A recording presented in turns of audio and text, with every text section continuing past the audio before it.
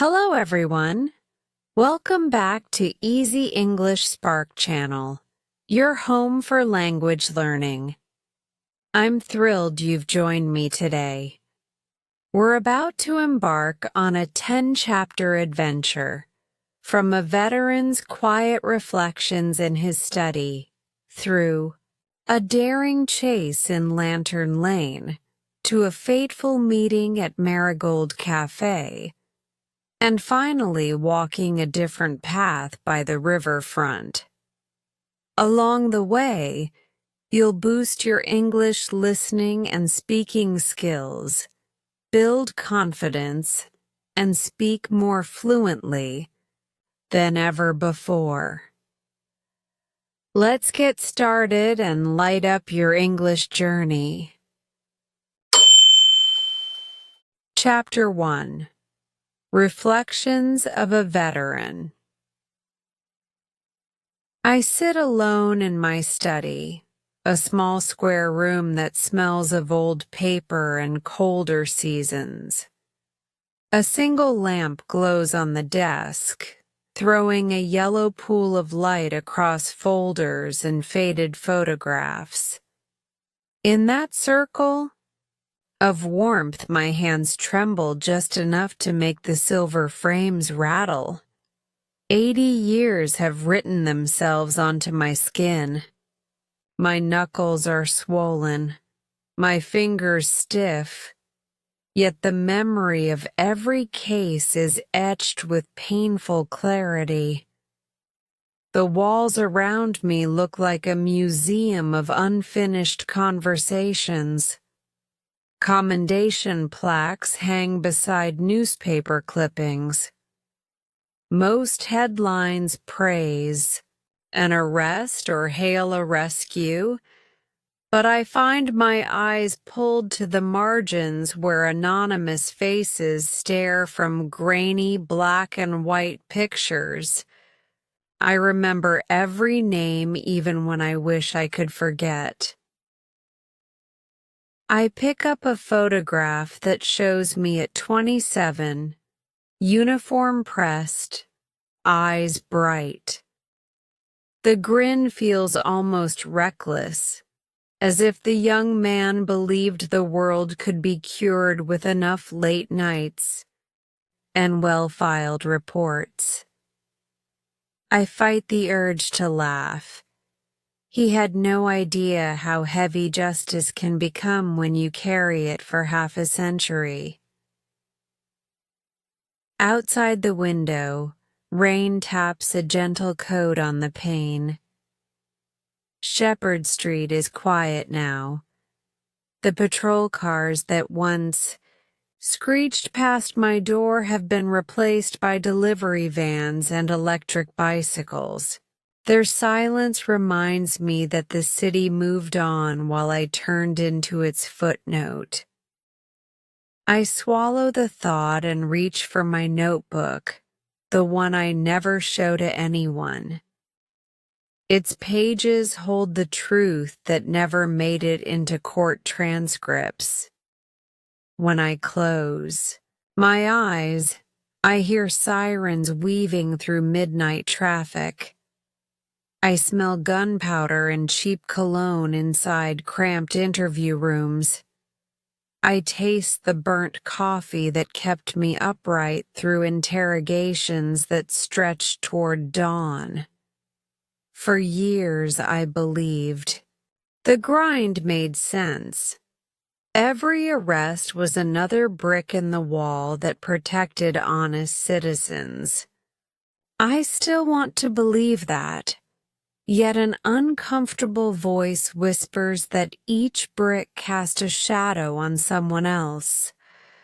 The whisper grows louder whenever I recall the people who slipped through our system like water through a cracked roof. Victims we could not save. Suspects we could not prove guilty but knew in our bones were dangerous. Children who watched us haul their fathers away in cuffs and learned that uniforms do not always deliver comfort. I see those children in my dreams. They stand at the end of a corridor lit by swinging bulbs and ask me why fairness feels selective. I turn toward the bookshelf that once held only law journals. Now it shares space with philosophy, theology, even poetry. Retirement gives a man time to chase answers his badge told him to ignore. The older I grow, the more I question the thin blue line that defined my identity. Was it a shield or a blindfold? Perhaps it was both. My right shoulder aches, a permanent souvenir from a knife. Wound on Clarkson Bridge, I rub the scar through my sweater while I recount the night a distraught father threatened to jump with his infant daughter. My partner saved them, yet the newspapers called me the hero because I faced the blade. That headline still hangs in the hallway. I used to feel pride when I walked past it. Lately, I only feel the weight of stories untold, like why the father felt the world had locked every door except the one on that ledge. I rise slowly and open the window. Rain skims the sill and kisses my forehead. The scent of wet asphalt drifts in, fresh and cold, pulling me back to every dawn I spent filling out forms while the city yawned awake. My chest tightens with the memory of myself at 40, convincing rookies that the paperwork mattered because details win trials. I wonder how many of them still believe me. Across the street, a neon sign flickers above the closed bakery where I once bought midnight pastries for the squad. Mrs. Finch owned that shop. She used to leave a paper bag by the back door with my name scrawled in green ink whenever she heard sirens down the block. She died years ago, but sometimes I can still smell cinnamon when darkness settles. I walk to the filing cabinet, bottom drawer, and pull out a sealed envelope marked "For Arthur's Eyes Only." Inside lies a single page listing cases that never felt finished. Cases where evidence vanished or witnesses recanted or politics forced a quiet dismissal. The page shakes in my hand. My pale reflection in the glass looks like a stranger asking whether silence is complicity. I lay the envelope on the desk and place a brass paperweight on top, as if the weight could contain the doubt. I have seen good people lose everything because they trusted the system. I have seen criminals evade punishment because they hired better attorneys. Life is not fair. Tonight the truth settles around me like the dust motes dancing in lamplight. Still, in spite of everything, I remember the morning a lost child ran into my arms outside Piermont Station. I remember the grandmother who mailed me apricot jam every Christmas after we returned her stolen pension. Those moments tell me the badge once meant something honest. I whisper into the quiet. Justice is a compass that spins whenever power tilts the earth. All we can do is steady it with worn hands and hope the needle points close enough to true north. I want to believe I succeeded, but belief wavers like the lamp's shadow against the wall. My voice cracks when I vow to keep writing, to preserve the unfiltered version of history before memory fades further.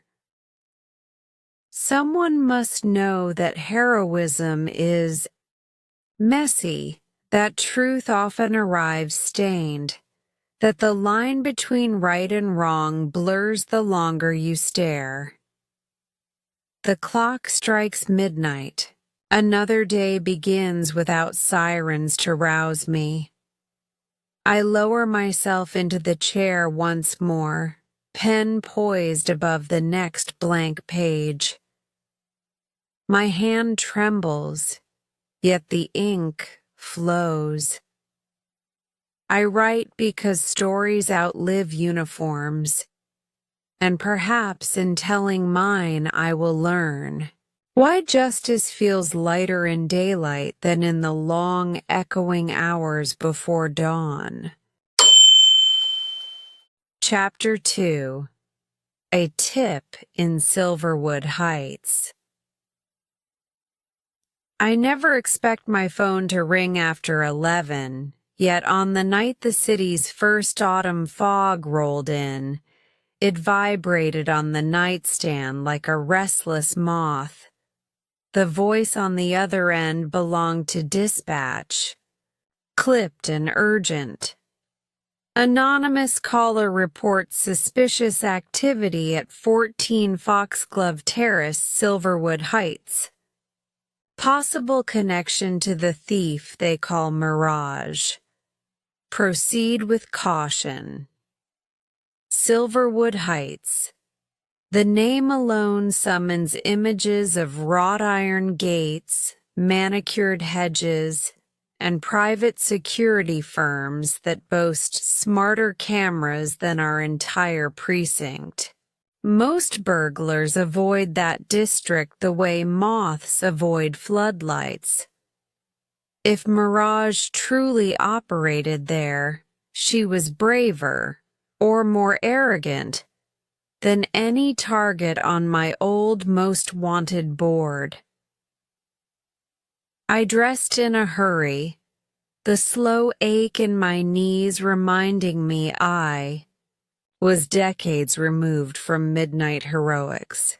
As I backed the unmarked Crown Victor in from the drive, Sergeant Don Perry climbed into the passenger seat, ponytail damp from the drizzle, jaw set with quiet determination.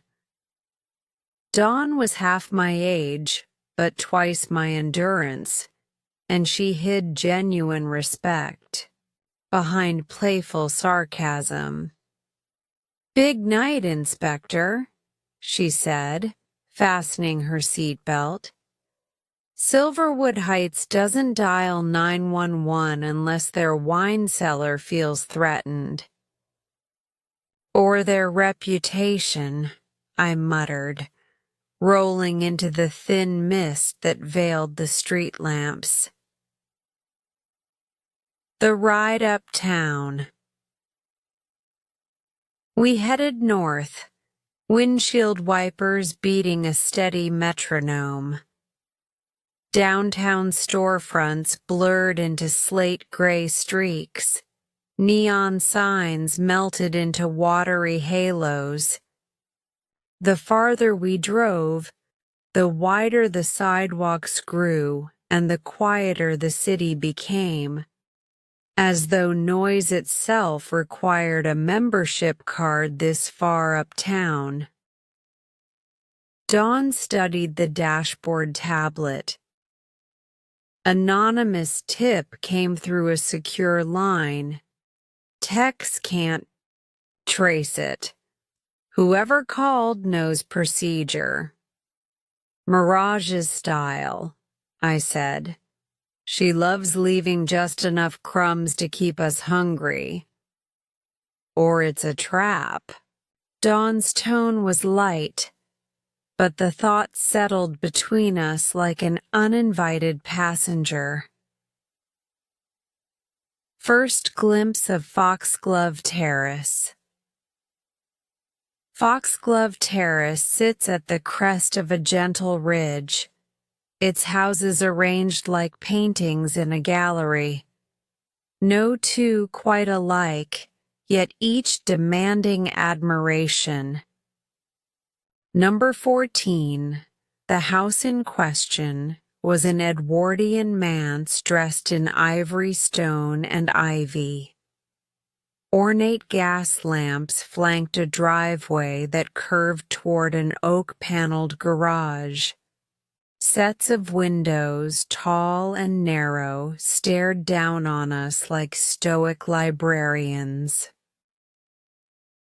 We parked in the shadow of a towering elm, engine off. Moisture collected on the glass, turning the world outside into a watercolor smear. Dawn unzipped a duffel and handed me a compact field scope. North-facing study window is cracked open, she noted. Lights out everywhere else. Security? Estate uses Fairview systems. Latest smart sensors, thermal grid indoors, silent alarm to a private patrol 6 blocks away.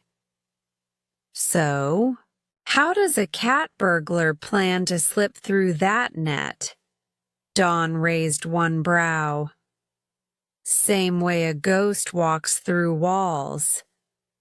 Setting the stake out. I stepped into the night air, cold enough to sting, but it helped me stay sharp. We circled 2 houses, down and settled behind a hedge tall enough to swallow us whole. From there, Foxglove Terrace unfurled in quiet opulence. Sculpted topiaries, marble fountains dormant for the season, and beyond, a view of the city's glittering skyline. We watched. 5 minutes became 10, then 30. In my youth, I despised waiting. Age has turned it into a grim art form. Every cricket chirp registers, every distant engine idles too long. Dawn spoke only once, whispering that the temperature sensor on her wristwatch was dropping, a sign the fog would thicken. To pass time, my mind catalogued the rumors that elevated Mirage from common burglar to urban legend. She hacked silent. Alarms with a device no bigger than a flash drive. She mapped sewer tunnels like arteries, surfacing wherever CCTV went blind. Some victims insisted she left origami cranes beside empty safes, as if to say beauty could be stolen too. Hour 2. The flicker at 0047, a faint glow pulsed behind an upstairs curtain. Dawn's breath caught in her throat. I aligned the scope. Inside the study, a flashlight beam skimmed across a glass display case, one I remembered from the society pages as housing a collection of Fabergé miniatures.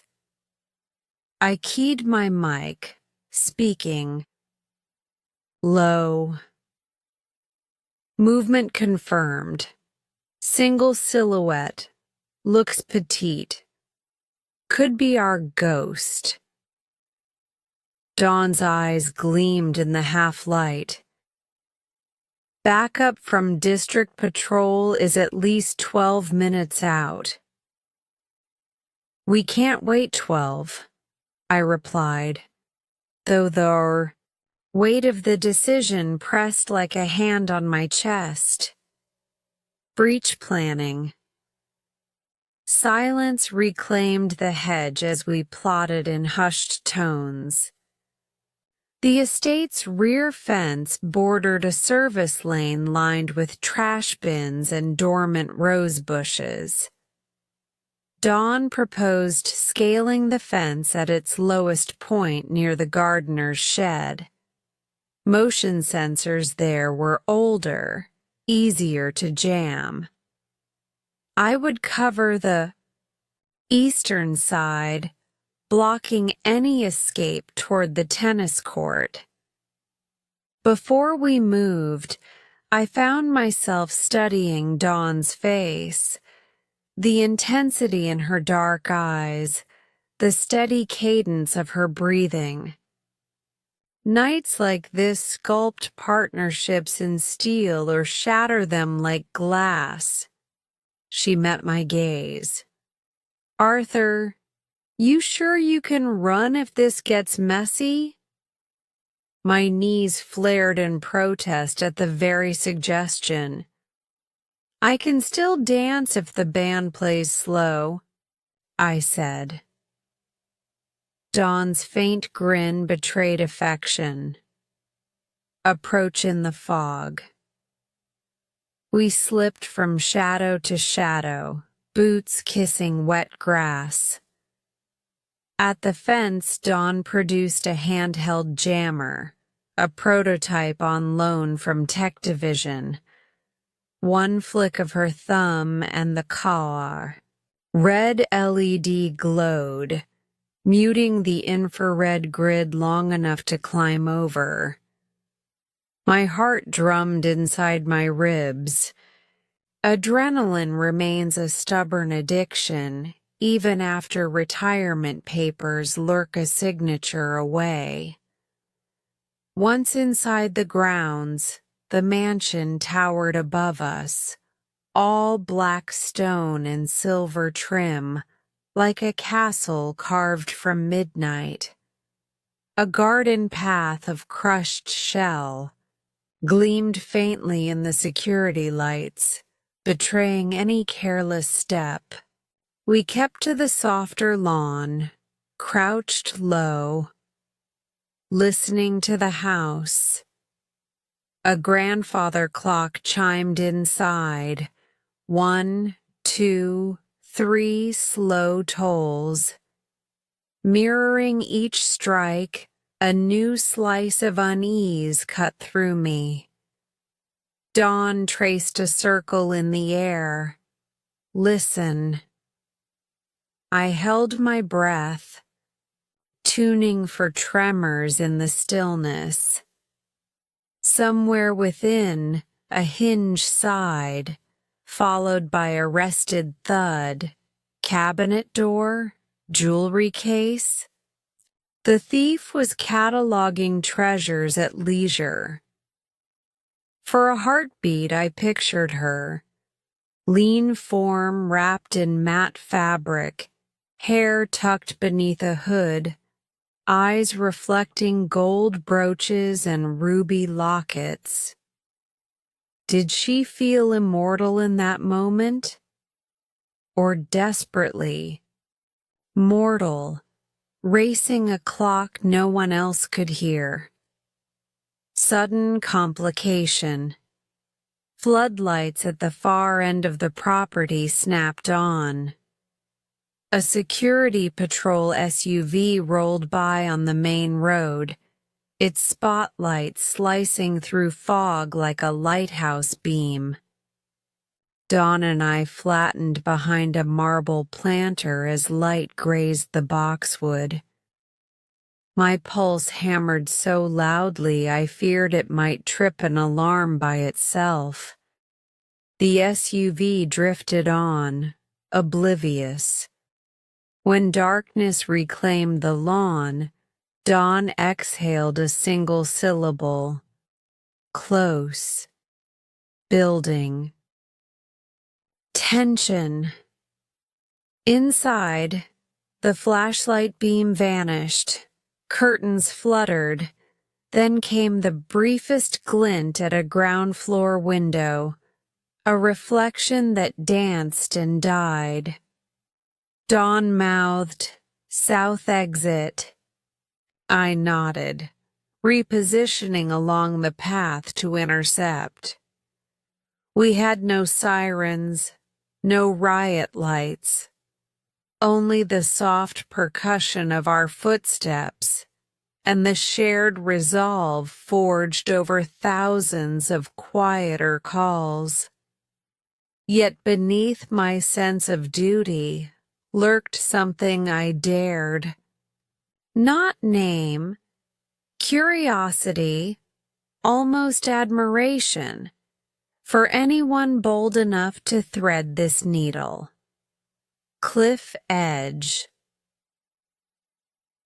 The side door creaked, a small polite sound that cut the night wide open.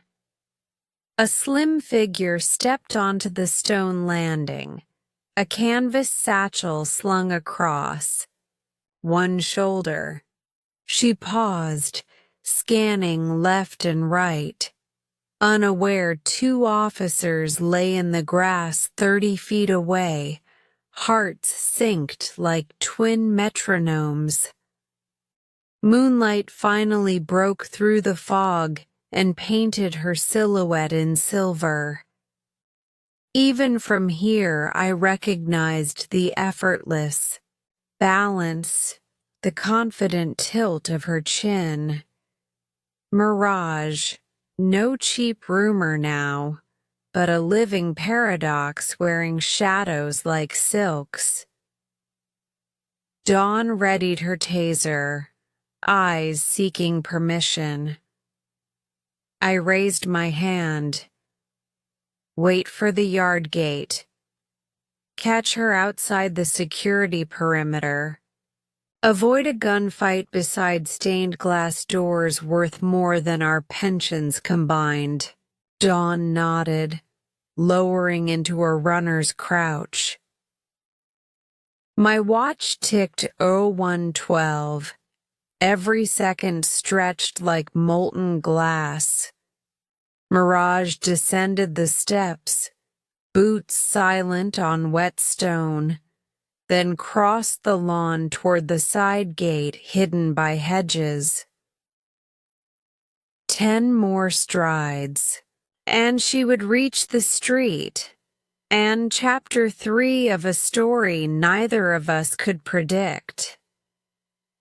I felt the weight of the night shift, the ache of my knife-scarred shoulder, the gravity of choices both past and imminent.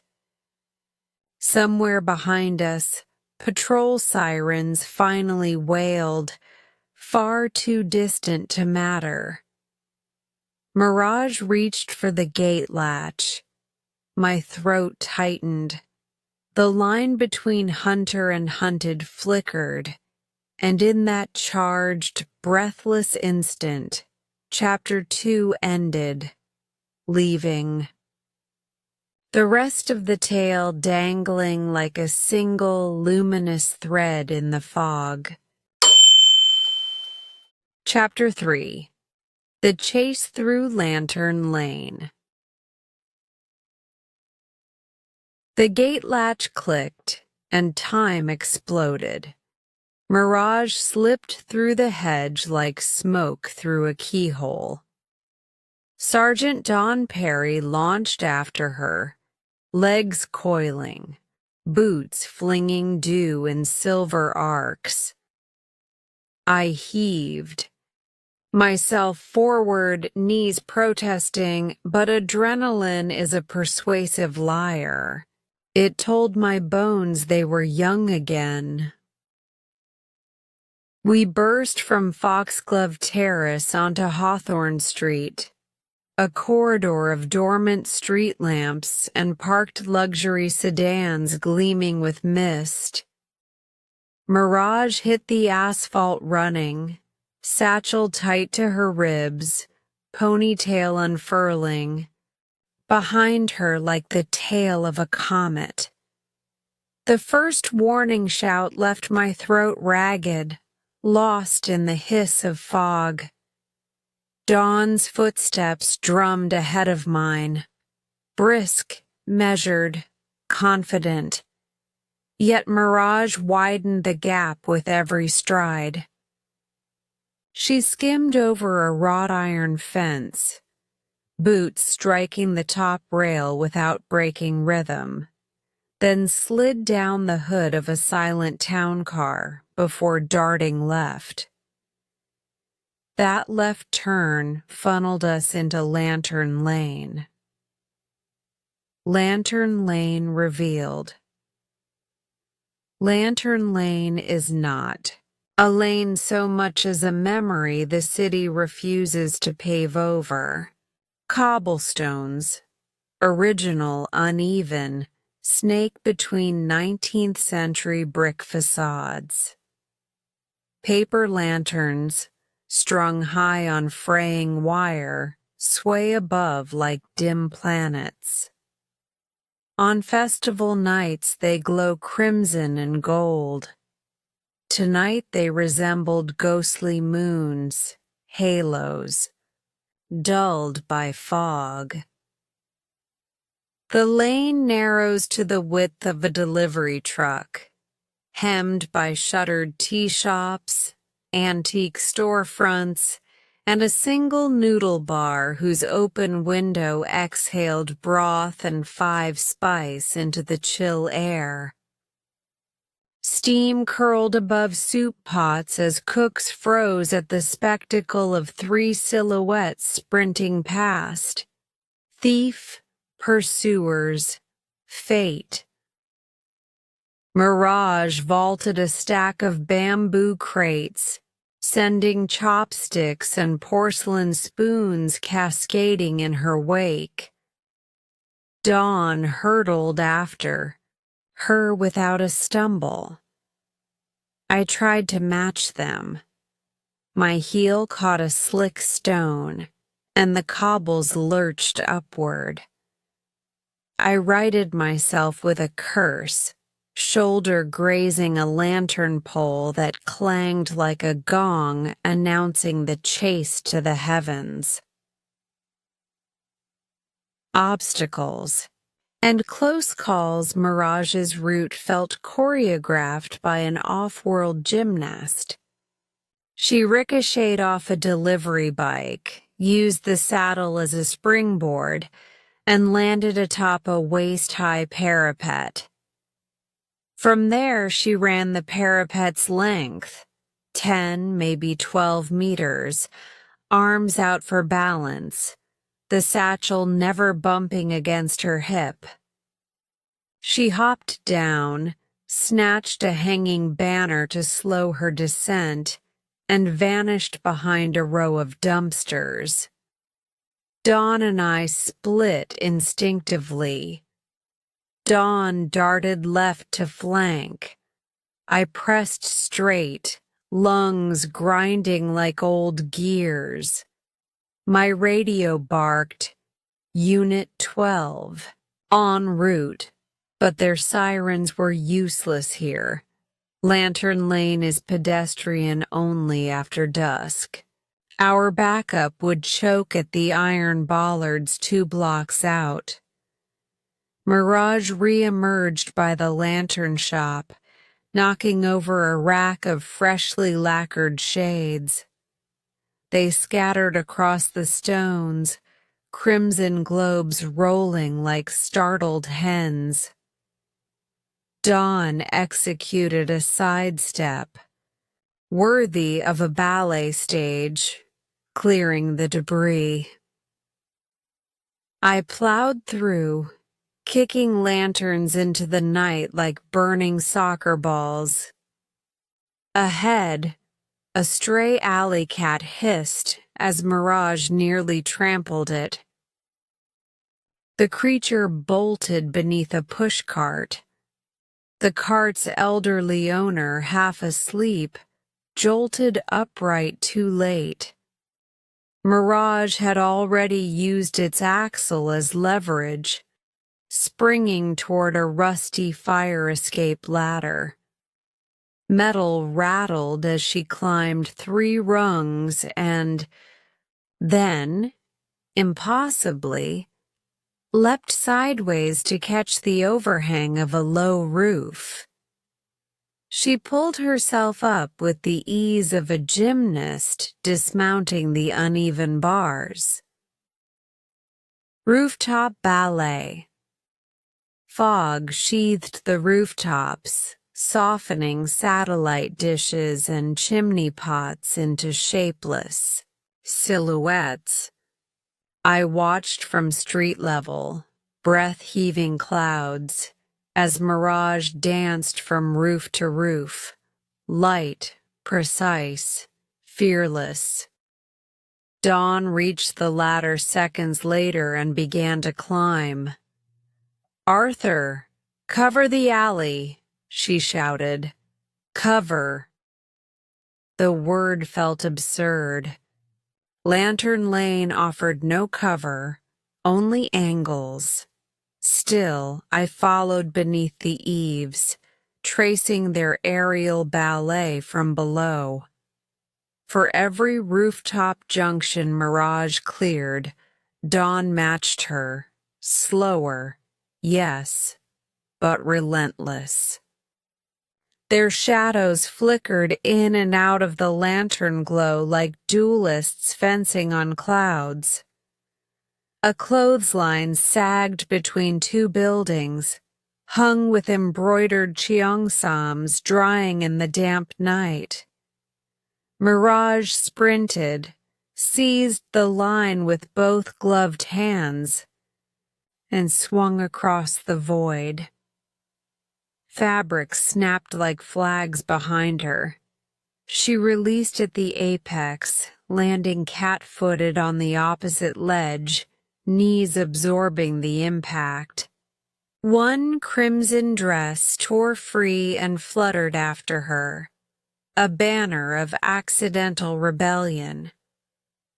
Dawn hissed admiration even as she plotted a less flamboyant path, shimmying along a wooden beam, then dropping to the next roof by solid grip rather than theatrics. I kept parallel on the street, boots slapping puddles, every joint howling. Descent into the lower alley. Lantern Lane bends at the midpoint, narrowing into an arched underpass painted with fading dragons. Mirage reached that bend and slid down a slanted awning, landing at street level once more. Dawn followed, boots, carving twin furrows through dew, but Mirage was already sprinting toward Opal Arch, the cramped service passage that feeds the lane. The arch's overhead bulbs flickered. One burst in a shower of sparks as Mirage darted beneath. I pressed harder, rounding the curve in time to glimpse her silhouette framed by sodium glow. My throat tasted iron, my vision tunneled. Yet something inside me refused to yield. Years of routine, of paperwork, of moral calculus, none of it mattered in this sprint.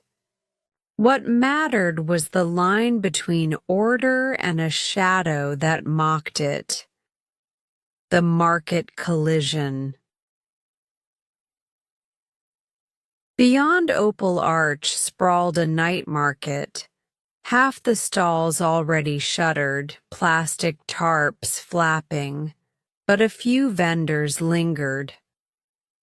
Lantern Lane spilled into this marketplace like a thin tributary. Mirage wove through stands of lychees, sesame buns, battery-powered toys.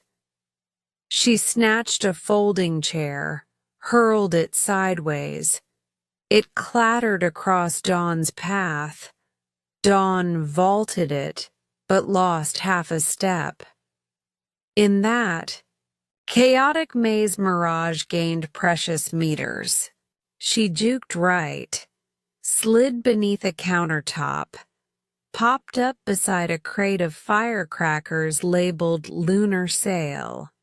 Buy 2, get 1 free. A mischievous impulse, or a tactical choice, sparked in her eyes. She flicked a lighter. The wick sputtered. Bang! Curtain of green sparks exploded skyward. The marketplace erupted in screams. Stalls rattled as vendors ducked. Dawn shielded her face, hesitating for one fatal second. I pushed through the smoke, coughing, heart-hammering double time. When the pyrotechnic haze thinned, Mirage was already climbing the skeletal frame of an abandoned billboard that loomed above the market's rear exit. High-wire gamble. The billboard's catwalk creaked under her weight. 10 meters above ground, she ran the beam, fog swirling around neon shards of long-dead advertisements. Halfway across, she looked down and caught my gaze. Even at that distance, I saw it, the faintest curve of amusement.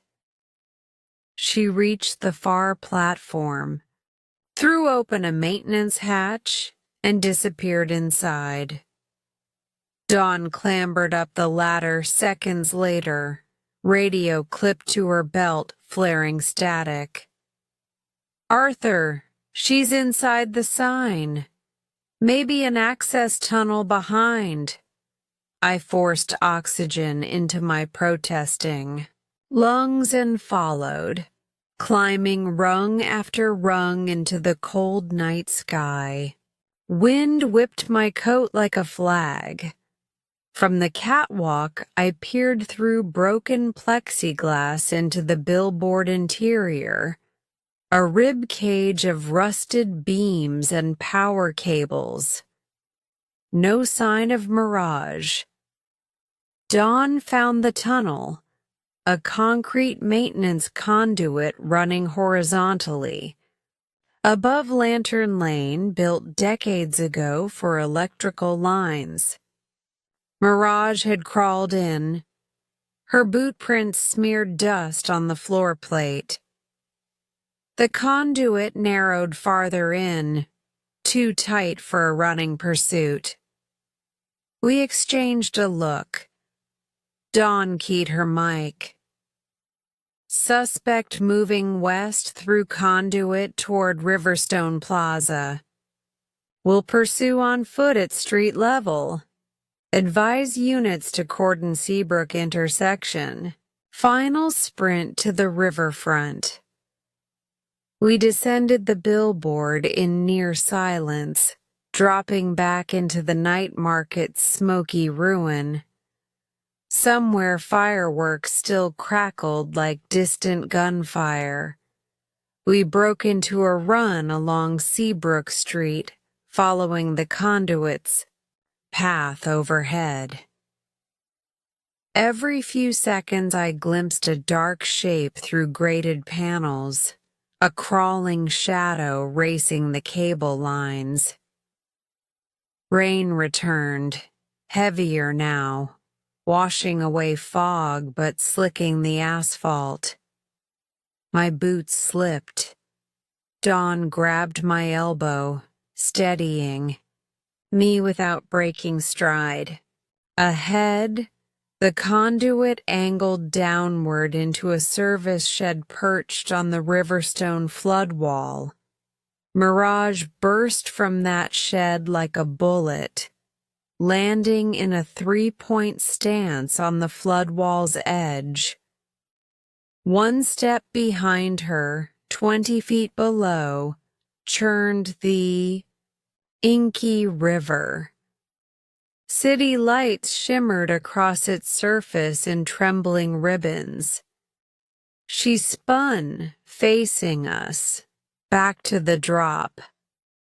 Wind flared her coat. Between thumb and forefinger, she held a tiny object, something white and delicate, an origami crane. She let it float into the air. It spiraled toward the river, wings fluttering, then vanished in the dark. "For luck," she called, voice almost gentle. "Mirage, don't." Dawn shouted, leveling her taser. Mirage offered that enigmatic half-smile, then stepped backward and disappeared into the night. Whether she dropped to a hidden ledge, caught a rope's line, or plunged straight into the river's hungry current, I could not tell. She was simply gone, swallowed by shadow and rain. Aftermath on the flood wall. Dawn cursed, handgun limp at her side. Sirens wailed distant echoes. Patrol cars finally cracked the stillness, but their lights looked small against the river's black mirror. I leaned against the shed, chest burning, vision speckled with stars. My heartbeat thundered in my ears, syncing with the river's pulse. Dawn's radio crackled intel requests. She ignored them, staring into the void where Mirage had stood. At my feet lay the origami crane, water-spotted but intact. It must have caught an updraft and sailed back to us. I knelt, picked it up, turned it over. On one wing, in pencil, curved 2 words. Keep up. My breath caught, a laugh, a growl, a question, tangled in one exhale. I folded the note into my pocket like a confession nobody asked me to sign. Lantern Lane behind us lay strewn with shattered lanterns and spilled spices, but its silence felt expectant, as if the night itself awaited our next move. I glanced at Dawn. Her eyes found mine, dark with exhaustion and something fiercer beneath. Resolve? Or the first glimmer of doubt? Neither of us spoke. The river hissed against the flood wall, swallowing secrets. And somewhere beyond the water, Mirage was already rewriting the rules of pursuit. End of Chapter 3. Chapter 4. The Cornered Shadow. The river kept its secrets. We stood on the flood wall until the sirens faded, staring at black water that swallowed moonlight the way a guilty mind swallows truth. Officers arrived, took statements, set up search. Grids. Yet I knew, even as clipboards rustled, that Mirage was already miles ahead, dripping somewhere in the city's arteries, shedding evidence like rain from a raven's wing. Most nights the report would have ended there, filed under suspect. Escaped. Pursuit pending. Instead, Dawn and I refused dismissal. The thief had touched something raw in both of us. In her defiance, Dawn read challenge. In her smile, I read an unsettling invitation. We commandeered a patrol cruiser and traced every storm drain outlet within 5 blocks. It was Dawn who spotted the faint scuff marks where algae had been scraped from a maintenance ladder below Pier 3. We descended one after the other, boots finding rungs slick with river sludge, flashlights slicing green shafts through the dripping dark. The tunnel beneath Pier 3 is part of a forgotten cargo conduit built when steamboats still unloaded cotton bales. Its brick walls sweat history. Its ceiling arches like a cathedral for lost freight. Water pooled mid-floor, mirroring our torch beams in nervous ripples. A set of footprints, small, boot-treaded, recent, stamped a zigzag into the grime. They angled west, away from the river, deeper into the tunnel network. Dawn's eyes caught mine. No words. We followed, into the cargo catacombs. The conduit sprawls into branches, utility corridors, vent shafts, defunct pneumatic mail tubes wide enough for a person to crawl. City engineers once called it the cargo catacombs, then forgot it existed. I imagined Mirage studying old blueprints, memorizing shortcuts while the rest of us memorized protocol. Our radios died first, signal choked by 20 feet of stone. Then the distant street hum vanished, replaced by the drip-drip of condensation and the low hum of unseen generators. The air tasted of iron filings and damp canvas. I felt as though we were trespassing in the marrow of the city itself. After half a kilometer, the footprints left the main tunnel and climbed a metal stair set into the wall. 90 narrow steps spiraling up a ventilation shaft. We climbed 2, each clang echoing like a judge's gavel. At the top sat a hatch secured by a padlock, snapped clean by bolt cutters. Dawn nudged it open. A draft laced with engine oil and stale diesel drifted through. We emerged onto the mezzanine of Ravenholt Freight Terminal, an abandoned rail depot shuttered 15 years earlier when container ships rendered inland cargo obsolete. The terminal was a cavern twice the size of a football field.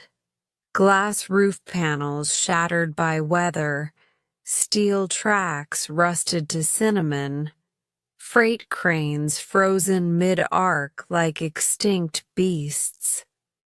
Puddles reflected constellations through the broken skylights. And there, far below us, in that yawning ruin, moved a lone figure. She stepped between derelict boxcars with a fluidity that did not belong to earthly clocks, head turning now and then as if listening to instructions whispered by the shadows. Her coat, soaked from the river, clung to her shoulders. Yet her pace betrayed unhurried confidence. She believed herself unseen. For the first time all night, Dawn grinned. Cornered. I could not share her certainty. Too many corners in this. Whirled open onto trapdoors, setting the net. We split without speaking. Dawn descended the grated stairway hugging the east wall. I took the old supervisor's catwalk on the west. Our plan was crude. Herd Mirage toward track 4 where the roof had collapsed, limiting vertical escape. I kept my flashlight dark, relying on the moonlit holes overhead and the pale glow of my wristwatch. Below, Mirage worked a pry bar between the doors of a white refrigerated wagon. Metal groaned. She was still hunting, even after the narrow escape. Some instinct, or maybe a compulsion, that would not let her leave empty-handed. Dawn reached the ground first, boots whispering over gravel. I lost sight of her behind a stack of pallets but tracked progress by the faint flicker of her taser's ready light. 30 meters. 20. 10. My radio crackled weakly, static. Then Dawn's voice. Ready? I thumbed the mic but made no sound. No need. I drew my sidearm, stepped onto the ladder down from the catwalk, and began my descent. Halfway down, Mirage's head snapped up. She sensed movement more than heard it. In one quick gesture, she slipped the pry bar into her belt and bolted north between two flatbeds. Dawn broke cover with a shout. Police! Don't move! And the terminal erupted. Second wind pursuit.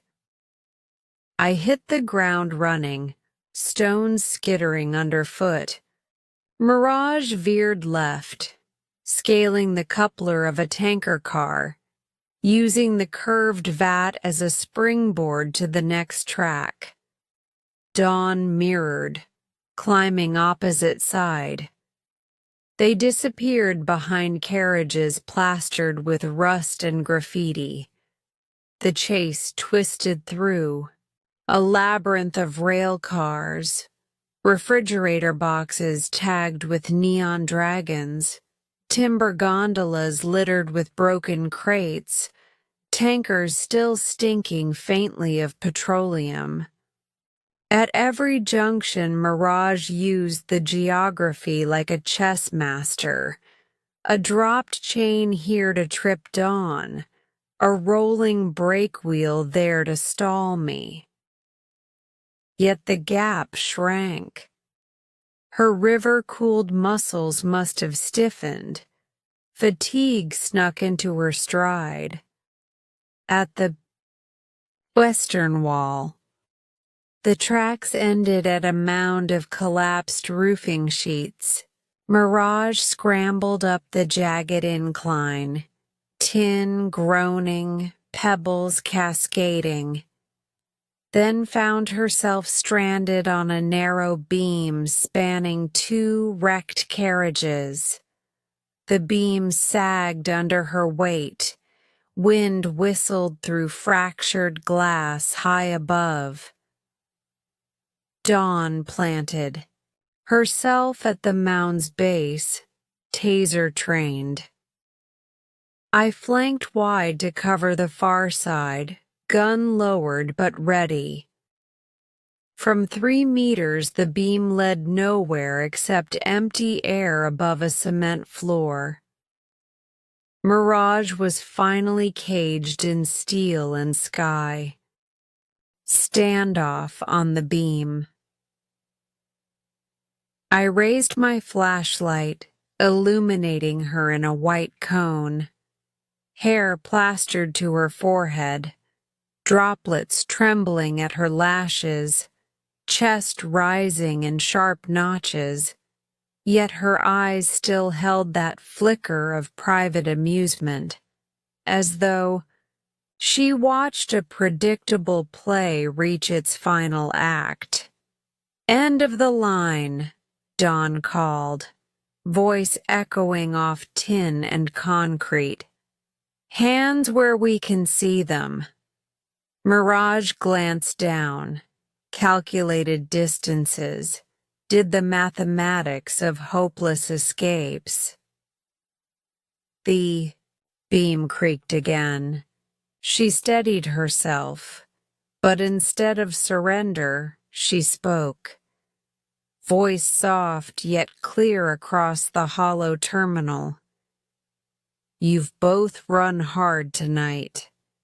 Isn't that enough?" It wasn't taunt, more weary empathy, which caught me off guard.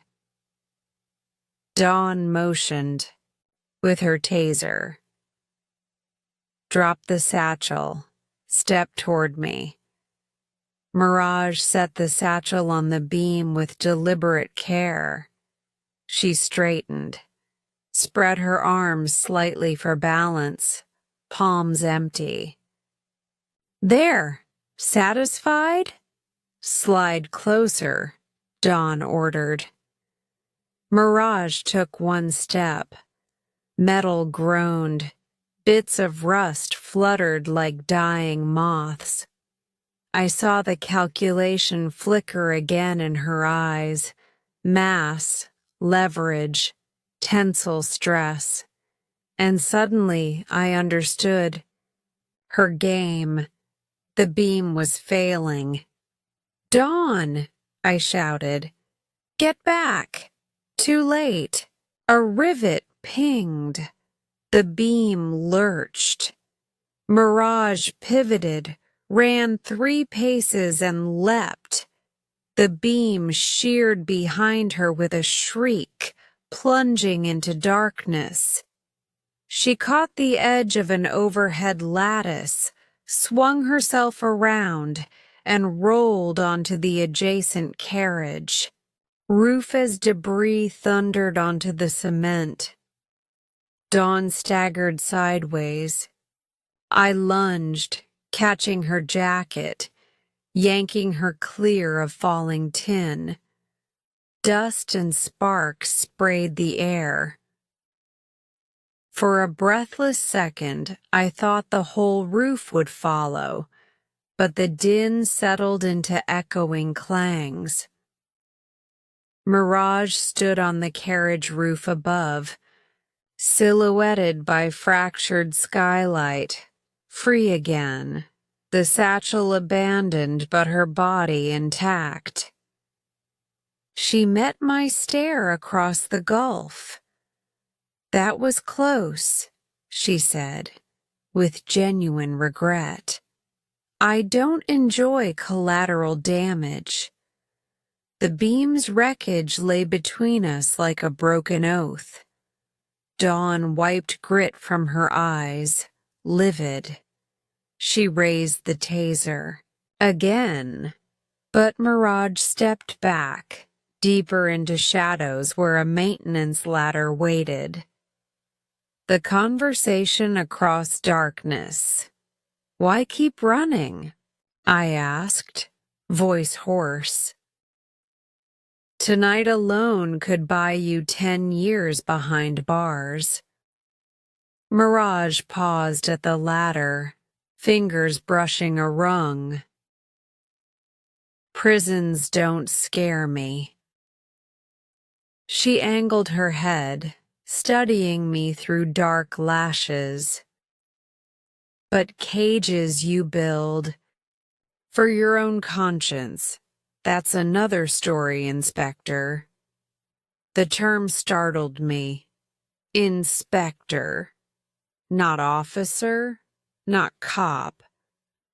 She had researched or perhaps overheard my former rank.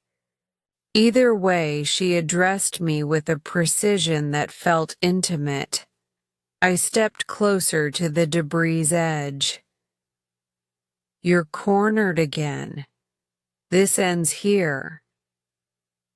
Corners are just turns you haven't taken yet, she replied.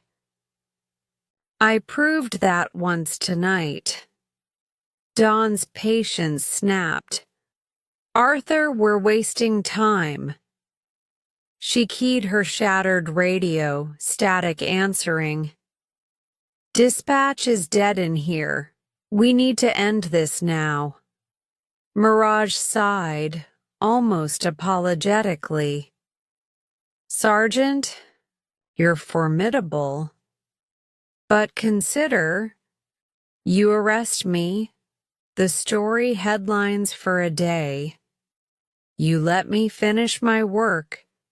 Maybe the city listens a little longer. Your work? Dawn scoffed. Mirage touched the ladder but didn't descend. Check the satchel. Evidence, not plunder. Curiosity pried at me.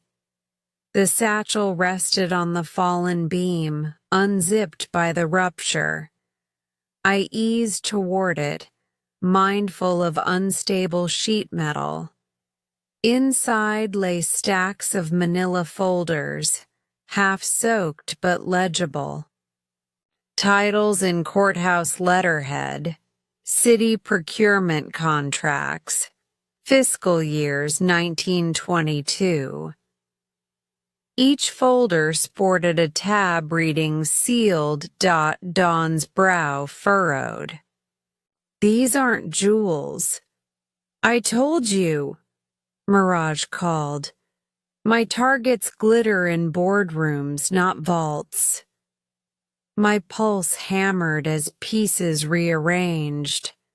The manor in Silverwood Heights, owned by Gregory Halleck, real estate magnate under quiet investigation for bid rigging.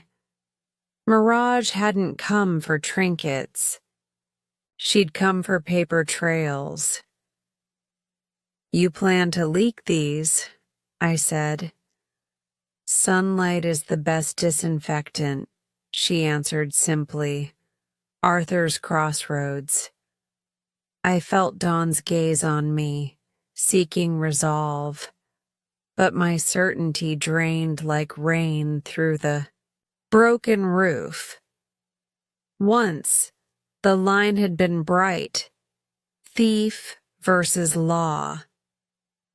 Now the thief claimed to reveal rot inside the law itself. I had testified against corrupt colleagues. I believed in cleansing fire. Yet aiding a felon contradicted every oath stitched into my skin. Mirage saw my hesitation. People trust symbols, she said, voice softer. A badge, a gavel, a gold watch at retirement. Symbols are comfortable because they rarely change. But truth is not a symbol, Inspector. It slips the cuffs. I gripped my weapon tighter to mask the tremor in my hand. Dawn stepped forward, desperate to close distance. Enough philosophy. Hands above your head. Mirage backed to the ladder platform. Another corner, she murmured, rueful. Choose your turn. She swung onto the ladder and disappeared below the carriage roof line. Dawn bolted left to intercept. I vaulted debris, landing on the remaining beam, boot soles skidding on rust. Pain lanced my knees, but I pushed on, chasing glimpses of Dawn's silhouette beyond freight doors ajar. We spilled into a lower loading bay cluttered with pallet jacks and tarps. Mirage was already 15 meters ahead, sprinting for a side tunnel, lit by a single emergency lamp. I raised my gun, lined the sights, red dot dancing on her back, then lowered it. The shot was clear, yet every fiber in me recoiled at pulling the trigger. Not fear, but doubt. Doubt born of manila folders in a river-soaked satchel. Mirage vanished into the tunnel. Dawn skidded to a halt, realizing she had lost visual lock. She whirled on me, frustration naked. "Why didn't you take the shot?" I opened my mouth, closed it, stared at the damp cement where Mirage's footsteps blurred into darkness. Dawn followed my gaze, then looked back, suspicion mixing with fatigue. She didn't press further. There would be time for questions. But I felt her distance, settling like foam between two halves of a cracked shield, the hollow victory. Outside, dawn's first light tinted the terminal roof a pallid rose. Backup finally breached the side gates, boots rattling catwalks, radios hissing useless orders. They found 2 weary officers, 1 battered satchel, and a building echoing with the absence of its most elusive tenant. While detectives inventoried the folders, I wandered to the broken beam, sat on a cracked tie plate, and watched dust motes spin in morning sun. My heartbeat slowed, yet the tremor in my hands returned, insistent, unignorable. Was it fatigue? Or was it the first shiver of tectonic plates shifting beneath beliefs I'd never questioned? Mirage had escaped again, but not empty-handed. She had left doubt in the law's loyal servant, and that doubt was heavier than any jewel. "Sergeant." Dawn Perry approached, expression unreadable. She set a thermos beside me, coffee dark and bitter. "We'll get her next time," she said, not quite looking at me. I nodded, though I wasn't sure. In my pocket, the origami crane rustled. "Keep up," it seemed to whisper. Above us, the broken skylight yawned like an unread chapter, and I knew this story was only turning another corner. Mirage had forced us into the maze, and somewhere ahead waited another choice, another beam ready to break, another shadow to confront. The terminal settled in the warming light, metal girders ticking as they cooled, and I understood the silence for what it was. The city holding its breath, waiting to see which path we, hunter, partner, and the thief who challenged the map, would take when the next night fell. End of Chapter 4.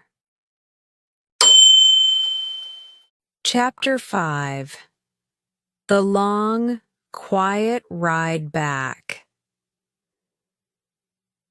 The freight terminal yard looked smaller in daylight, as if the sun itself had shrunk the night's drama to a handful of broken metal and unanswered questions.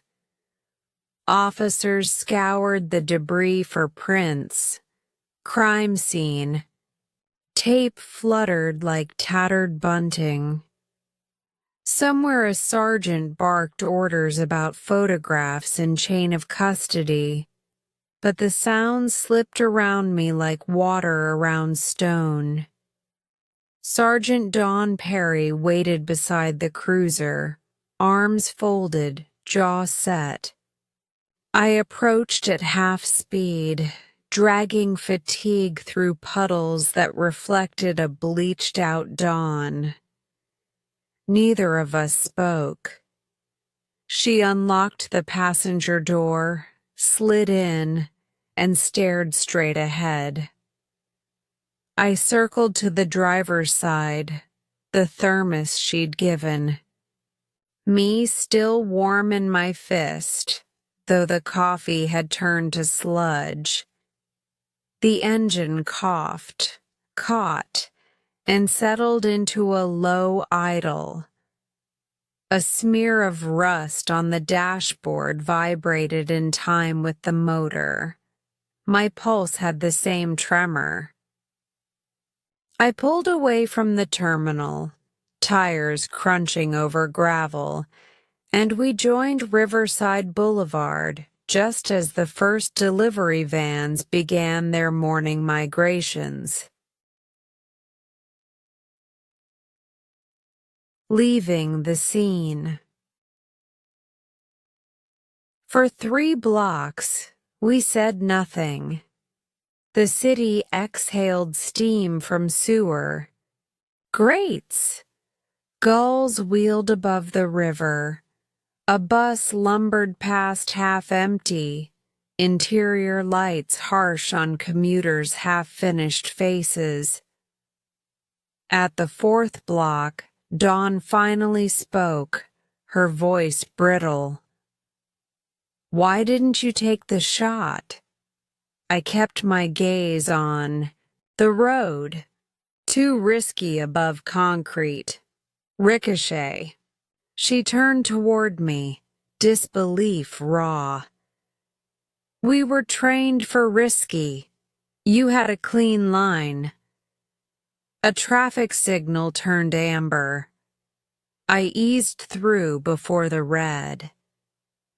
Clean is relative.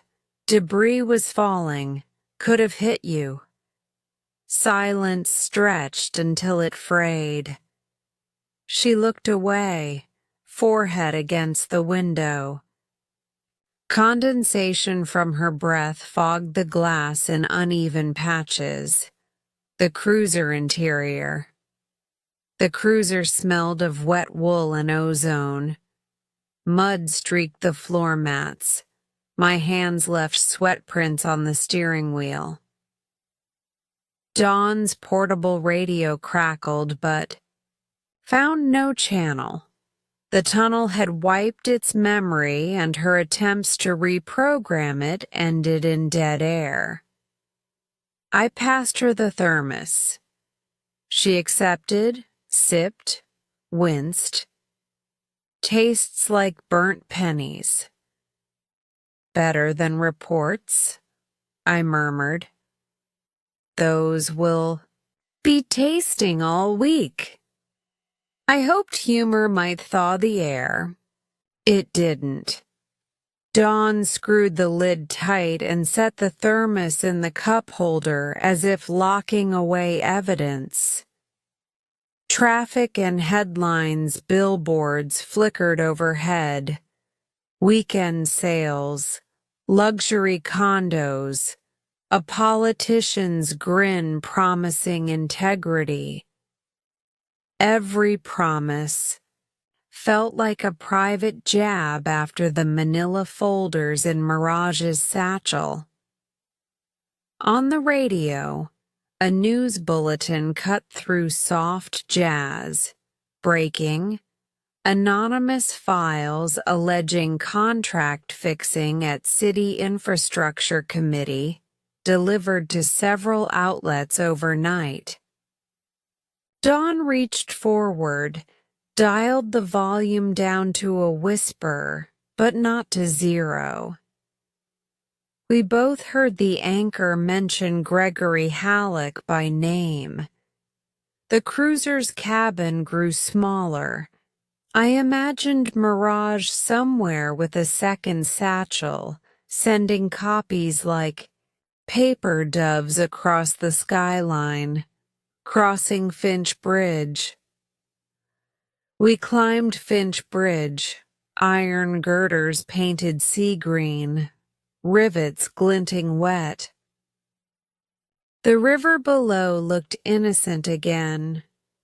No trace of the shadow that had stepped into it hours earlier. Halfway across, Dawn spoke, softer now. She played us.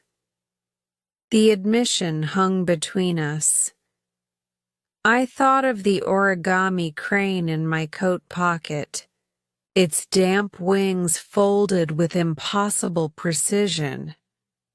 She used us, Dawn continued, fingers worrying a frayed seam on her sleeve. Distracted the estate's private patrol, let us disable their sensors for her, then walked out with documents instead of diamonds. Maybe she took both, I said. She left the satchel in sight on purpose. Wanted us to know. Wanted me to know, I almost said. Instead, I asked, "You believe what's in the files?" I believe corruption's easier to find than Fabergé. Eggs? Doesn't make her a saint? No, I agreed. Just a different species of thief. The highway ramp we merged onto the expressway. Rising sun washed the skyline gold, lighting office towers like towering incense sticks. Dawn adjusted the visor, then risked another glance at me. You hesitated in the tunnel, too, she said. Gun up, then down. I remembered the red dot bobbing on Mirage's back, the invisible recoil waiting in my wrist, the sudden nausea of certainty dissolving. She wasn't armed, I said. Department policy.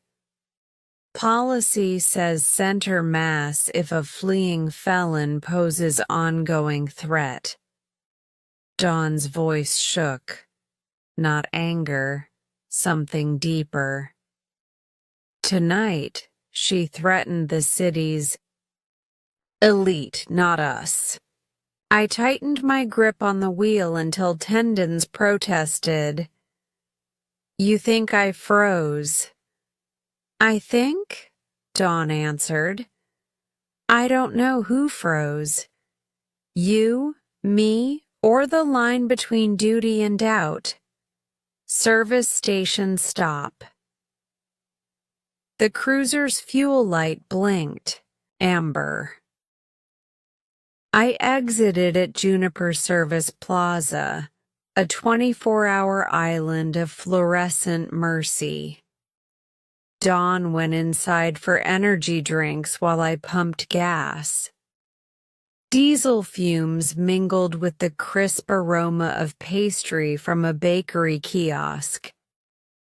For a moment, I envied the Clerk his simple transaction. Dough for money, no gray moral ledger. Inside, Dawn paid, then lingered at the magazine rack. When she returned, she handed me a bottle and a folded newspaper. The front page displayed grainy CCTV stills. A black-clad figure scaling a garden wall. Mirage at Foxglove Terrace. Headline: Phantom Thief Strikes Again. Police in Pursuit. They got the photo from a neighbor's security cam, Dawn said. Whole city will see it by lunch. I studied the picture. Mirage mid-leap, limbs tucked, face hidden except for a curve of cheekbone catching moonlight. She looked weightless, as though gravity were a suggestion she politely declined. Back on the road, fueled and silent, we re-entered traffic. The precinct loomed 10 minutes ahead, a blocky sandstone fortress with narrow windows and wider roomers. I braced for the captain's temper. Property damage, suspect escape, potential political fallout. Dawn must have been rehearsing the same encounter, her shoulders squared as if absorbing invisible recoil. At the off-ramp, she broke the quiet. If Internal Affairs asks about your shot, what do I say? I kept eyes forward. You say the beam collapsed, visibility poor, risk high. And if they press, tell them the truth. The words tasted like rusted nails. Dawn ran a hand through damp hair. Truth is subjective this morning. I almost smiled. That's above both our pay grades. Precinct arrival. The lot behind Stonehaven Precinct was half full, patrol units gleaming with dawn moisture. I parked in Bay 12, engine ticking as it cooled. We sat with seatbelts still fastened, as if unbuckling might let the night's events spill into daylight uncontained. Dawn spoke first. We'll log the satchel, then debrief. You sure you're ready? I'm tired, I admitted. Not unready. She studied my face, searching for something. Fear, guilt, resolve.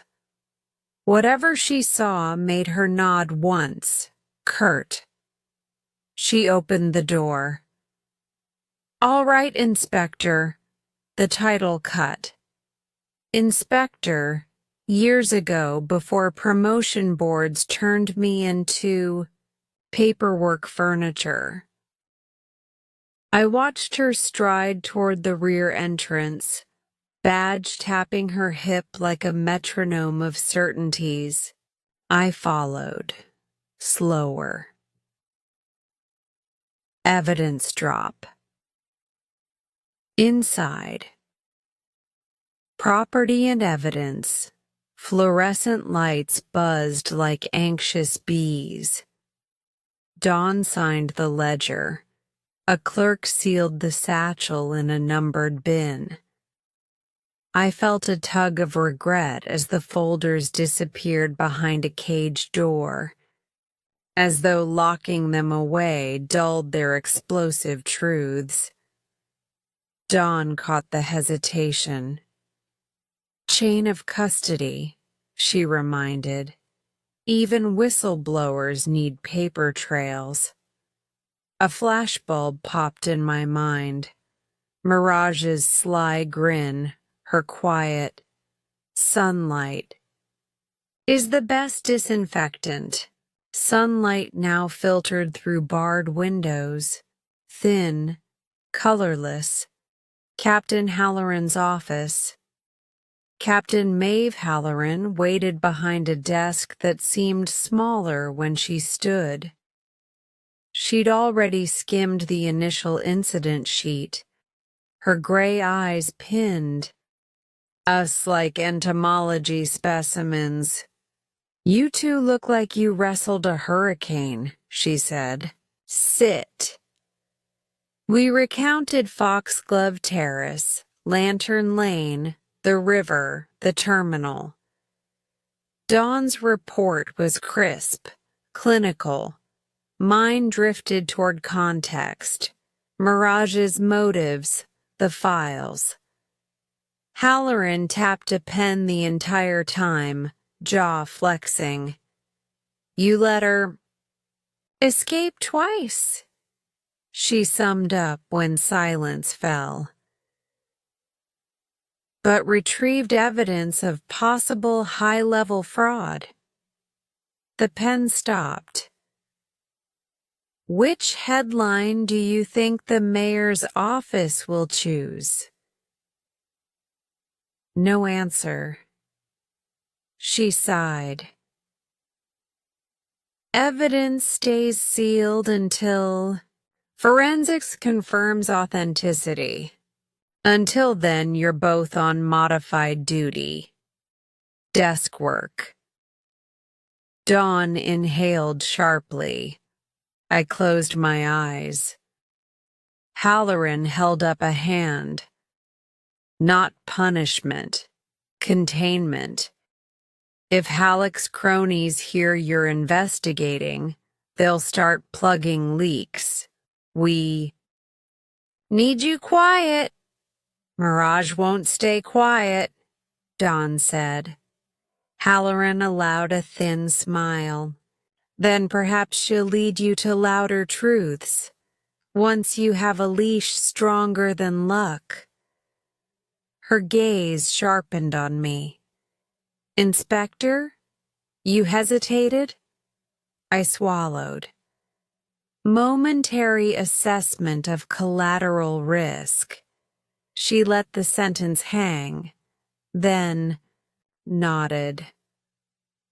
Document it. She dismissed us with a stack of forms that felt heavier than any firearm. Locker room lull. We changed in silence. My shirt smelled of river algae. Dawn's sleeves bore rust streaks like dried blood. Showers ran hot but couldn't scrub the night off. At my locker, I found a folded note taped inside. Conference Room B, 1400 hours, Intelligence Division. Halloran worked fast. Noon coffee free until the briefing. Dawn and I found ourselves in the break room.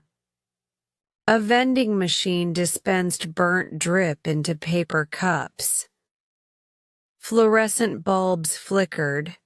Someone had taped a cartoon above the microwave. Mondays, because justice never sleeps. It felt accusatory. Dawn blew across her coffee. Modified duty. Won't stop me digging. You? Justice never sleeps, I echoed, nodding toward the cartoon. She smiled despite herself, the first genuine curve since Foxglove Terrace. You still believe that? I believe it naps, but nightmares keep waking it. Her smile faded into thought. We'll need permits to access Halleck's financials, subpoenas for city contract records. Captain may stall. politics. I traced the coffee's ripples with my eyes. Mirage already holds copies. She'll leak more. Then we race the leak, Dawn decided. Either prove her right or prove her criminal. And if both are true? She opened her mouth, found no answer, closed it again. The corridor walk. At 13:45, we left the break room. Hallways smelled of floor wax and stale hope. Rookie officers passed, nodding with deference that felt misplaced after a night of half measures. Dawn and I walked shoulder to shoulder, yet worlds apart. Partners bound by duty, separated by cracks in the bedrock. Outside conference room B, Dawn stopped. Arthur, I turned. Whatever happens in there, she said, no half-truths. You and me, we stay aligned. Mirage's voice echoed. Corners are just turns you haven't taken yet. I nodded. Aligned. She squeezed my arm once, firm, a silent pact, and pushed open the door. Fade out. Inside waited analysts, maps, case files. Outside a window, clouds rolled in, dimming the afternoon, as if the sky itself debated letting more sunlight through. My pocket brushed the origami crane. For an irrational second, I imagined it unfolding, words rearranging, keep up, or fall behind. The door closed behind us with a hush that sounded like pages turning. And the long, quiet ride that started at the freight terminal shifted gear again. Away from sirens, deeper into questions whose answers might redefine the badge, the thief, and the thin blue line we both still tried, shakily, to walk. End of Chapter 5. Chapter 6. A Chance Encounter at Marigold Café. It began with a craving for ordinary things. I had spent the week drowning in paperwork, sworn statements, chain of custody logs, draft subpoenas that read like apologies to a system I no longer trusted. By Friday afternoon, the precinct's fluorescent glare felt harsher than interrogation lamps. My eyes burned, my thoughts looped, and an ache coiled at the base of my skull like a watch spring wound too tight. So, at 17:30 hours, I signed myself out under the pretext of clearing my head. Dawn raised an eyebrow but said, nothing. She had her own stack of affidavits to tame. I stepped onto Stonehaven steps and gulped autumn air that tasted of burnt leaves and city dust, an air that told me I was still alive, not merely archived. I walked without destination, letting muscle memory guide me through back streets I once patrolled. Lampposts budded with early fairy lights, Shop windows shimmered with pre-holiday impatience. And there, where Birch Avenue crosses Juniper, stood Marigold Café. Its brass sign haloed by dusk, its door propped open as if inviting stories to wander in and warm themselves. Marigold had been my shelter during stakeouts long past, a place where caffeine arrived in porcelain cups and music never rose above the murmur of conversation.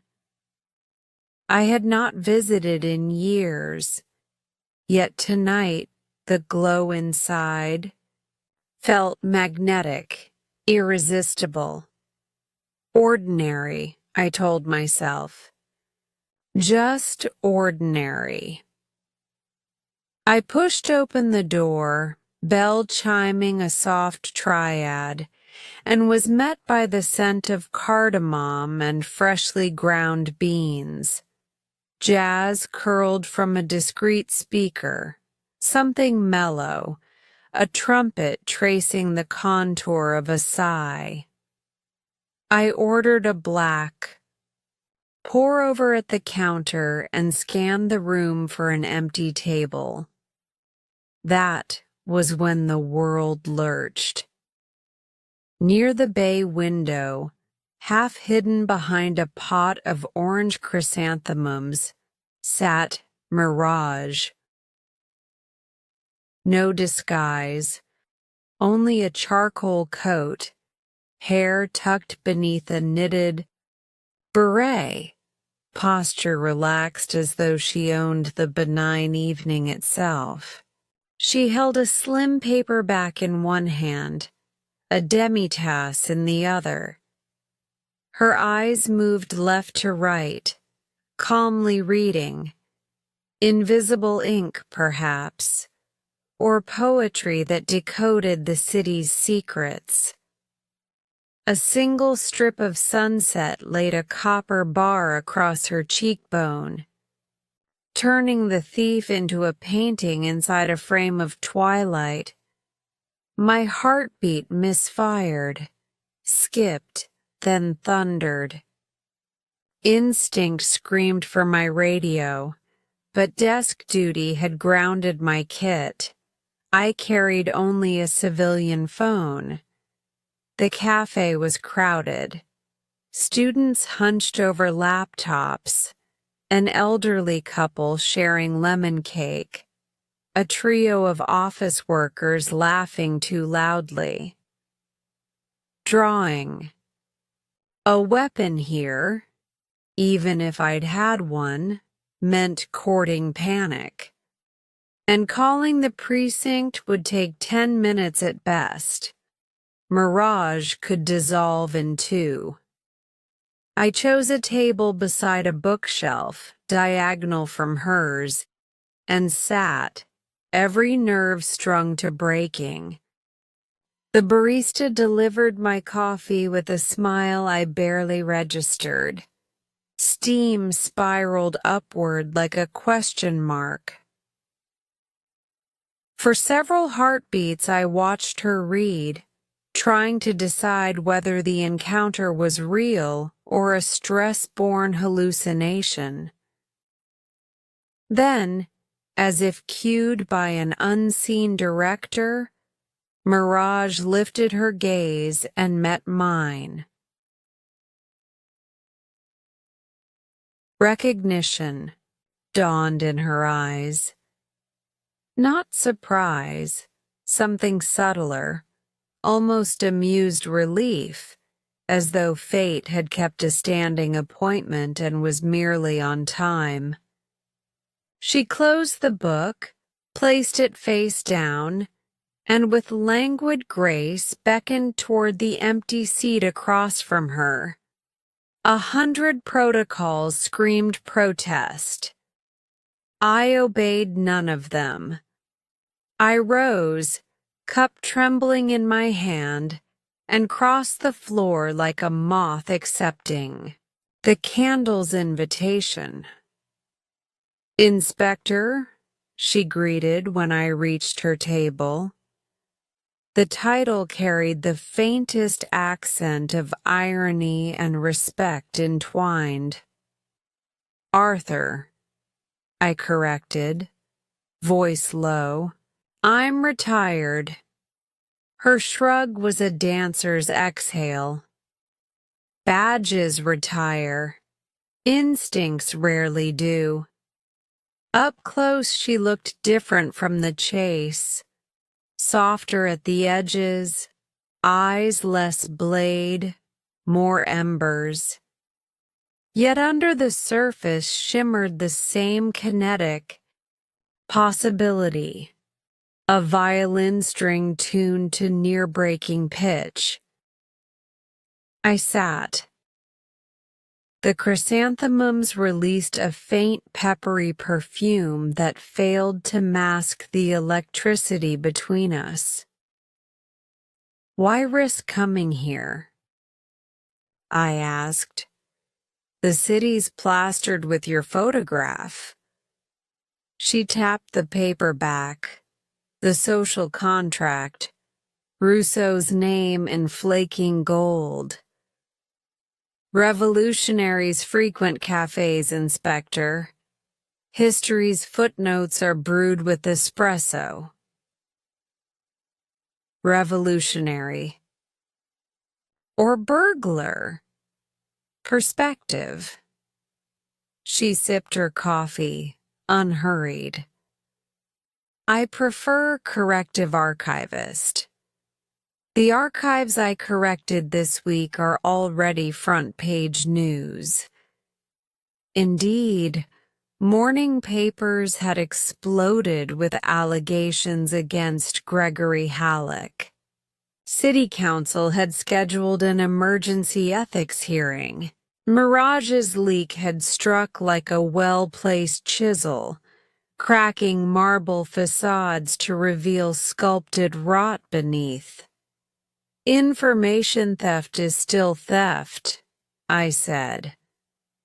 "And moral complacency is still complicity," she countered, eyes steady. "Yet only one of those earns prison time." Silence pooled. I tasted the bitterness of my coffee and found it gentler than the bitterness in my chest. "Why meet me?" I asked. "Coincidence feels unlikely." She traced the rim of her cup, considering. "Perhaps I wanted to see whether the line you walk has moved." "It hasn't," I lied. Her smile whispered disbelief. "Tell me, Arthur, how does it feel to discover the mansion you protected housed documents that could bankrupt a dozen crooked officials?" I inhaled slowly. "Like realizing I've been guarding the wrong vault." "And that," she said softly, "is why I didn't fear your trigger finger." The cafe around us breathed. Cups clinked, milk steamed, laughter rose and fell like waves hitting distant shore. In that mundane symphony, our table felt hushed, conspiratorial. "You left Dawn and me under a collapsing beam," I reminded. "I calculated the yield strength," she answered, unapologetic. "You were in no real danger."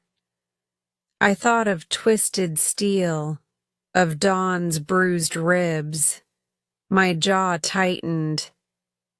"Forgive me if your math fails to impress."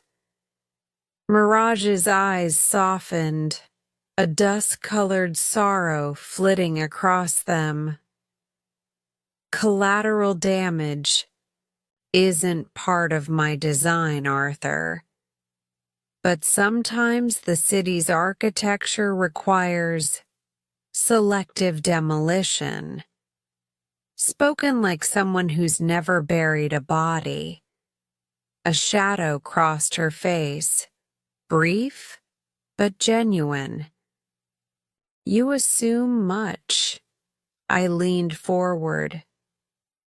Enlighten me. She folded her hands, book forgotten. I grew up in Laurel Heights, before the boutiques. Our apartment roof leaked every winter. My mother lobbied the landlord for repairs. He lobbied city inspectors with bribes. Mold took her lungs before her 40th birthday. Mirage's fingers tightened. When Halleck's firm bought the block, they evicted remaining tenants with buyouts worth less than a month's medical bills. Paper trails kept it legal. No one went to jail. No one even apologized. The cafe's warm lights blurred at the edges. My anger found a mirror in hers. This, I realized, was her engine. Injustice converted into kinetic artistry. You're still breaking the law, I said, but my voice had lost conviction's iron. Laws are parameters, she replied. When parameters protect exploitation, are they sacred or defective code? Somewhere behind us, plates clattered. Mirage's gaze flicked toward the counter, then back to me. Your partner, she said, is formidable, but her loyalty to you eclipses her loyalty to the rule book. She's tangled in the same doubt. Help her untangle. By what? I scoffed. Joining your cause? By witnessing, she clarified. You've spent a lifetime recording what happened. Start recording why. She slid the paperback across the table. Tucked between pages lay a flash drive, slim as a pinky nail. Blueprints of every no-bid contract Halleck funneled through. Shell companies. Time-stamped emails. Enough to sink him twice. I stared. Why give this to me? Because evidence in the wrong hands disappears, she said. Because you still hear the city's heartbeat through its sirens. I touched the drive, cold, weightless, and felt a shift in my gravitational center. You know handing this over implicates you, I said. Already implicated, she whispered, leaning back. That's freedom. Her watch beeped, a single digital chirp. She stood, pocketing her beret. Encryption key is embedded in the last paragraph Rousseau wrote before exile. You'll decode it. I rose too, blocking her path. Sergeant, Perry has a warrant with your name. Walk out now and I can't stop her from hunting you harder. Mirage's smile was gentle, almost tired. Dawn hunts certainty. Offer her stronger prey. She brushed past, the faint wind of her movement stirring chrysanthemum petals. At the door she paused, bell poised to chime. One more truth, Arthur, she said without turning. You didn't hesitate on that beam because you feared a ricochet. You hesitated because you sensed the bullet would wound the wrong future. Then she was gone. Into twilight, into traffic, into the mythology the city carves around impossible figures. I sank back into the chair, pulse thundering. The flash, drive glinted upon the book like a question mark forged of steel. Ordinary had fled the scene long ago, leaving me in possession of contraband that could reorder a metropolis and brand me either savior or accomplice. Outside, neon signs blinked awake. Inside, the barista announced last orders for pastries. I closed the paperback around its hidden cargo, paid for my untouched coffee, and stepped into the cooling dusk. Halfway up Birch Avenue, my phone buzzed. Dawn's name lit the screen. "Arthur," she said, voice taut.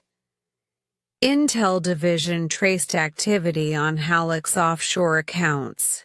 Someone just dumped thousands of pages to a watchdog group. Did you? I looked at the cafe behind me. Door shut, windows reflecting nothing but city lights, and answered with a truth that felt both hollow and profound. "Let's talk," I said. "Meet me at the precinct. Bring an open mind." I ended the call and slipped the drive into my inner pocket, next to the origami crane I still carried. Its folded wings crinkled in solidarity, as if ready to take another clandestine flight. The night smelled of rain yet to fall. Above the rooftops, a single star emerged, tiny but insistent. And I, once a custodian of fixed lines, found myself stepping off the curb into the traffic of shifting truths, following a path lit by renegade, lanterns and the promise of uncharted justice. End of Chapter 6. Chapter 7. The Moral Crossroads.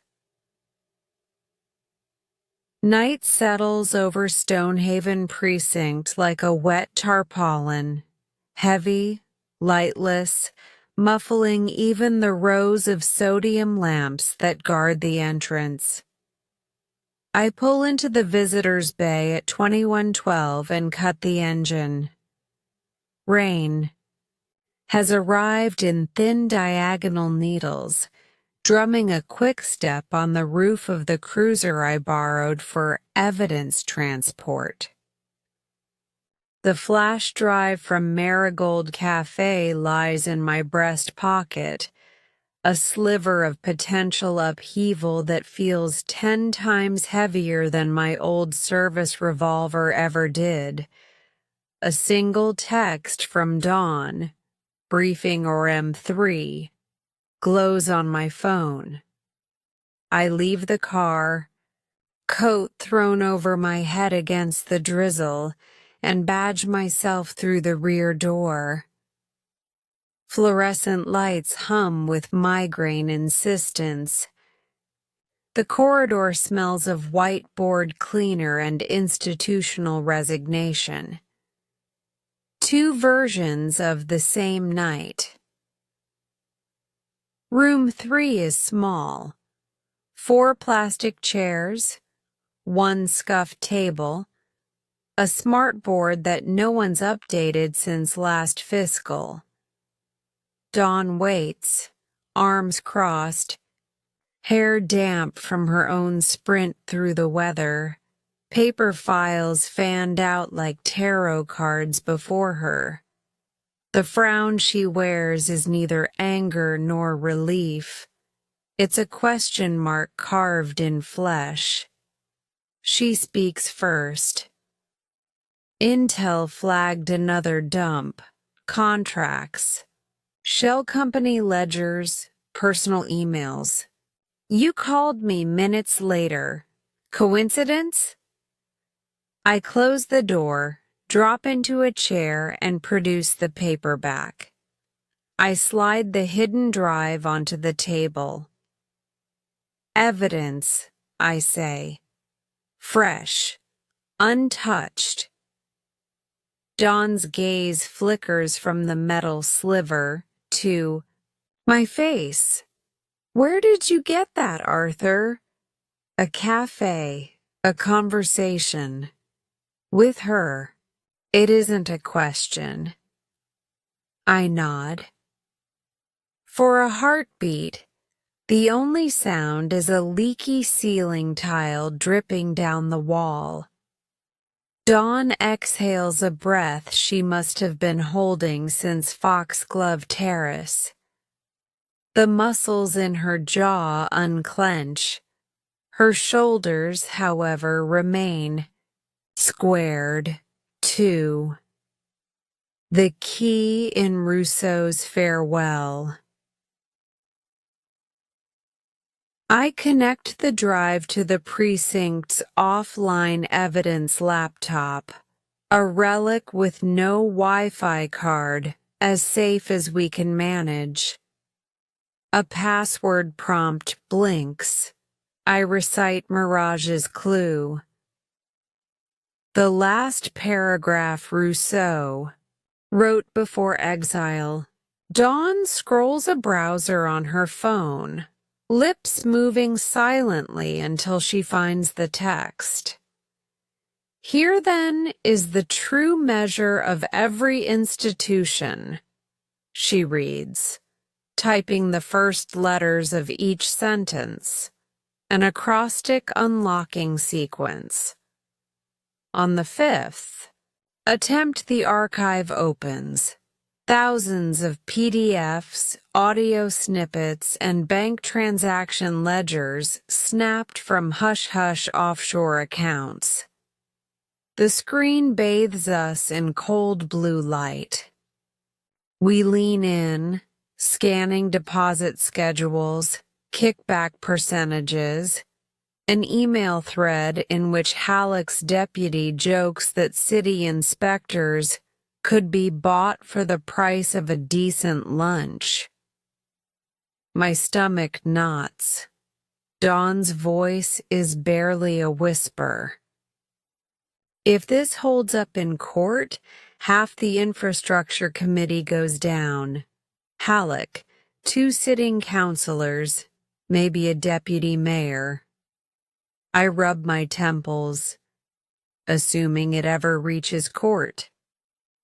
3 doors, internal, external, or oblivion standard. Protocol, Dawn begins, is chain of command. Turn it over to Captain Halloran. Wait for her to involve the district attorney. I finish the thought. Who answers to an interim mayor appointed after the last one resigned under procurement scandal, political stalemate for months, files, sealed as ongoing investigation, public forgets, power reshuffles. She flips the folder nearest her. Door 2. Leak everything ourselves. Press, watchdog NGOs, global dump. Halleck's empire burns by morning, but so do we. Fired for mishandling evidence. Maybe indicted. And Mirage? I ask. Dawn shrugs. Maybe folk hero, maybe federal fugitive. Hard to predict. I point to the third invisible door. Barry. Pretend tonight never happened. She scoffs, but her eyes ask if I'm seriously considering. I'm not, but the possibility must be spoken to be rejected. The captain's footsteps.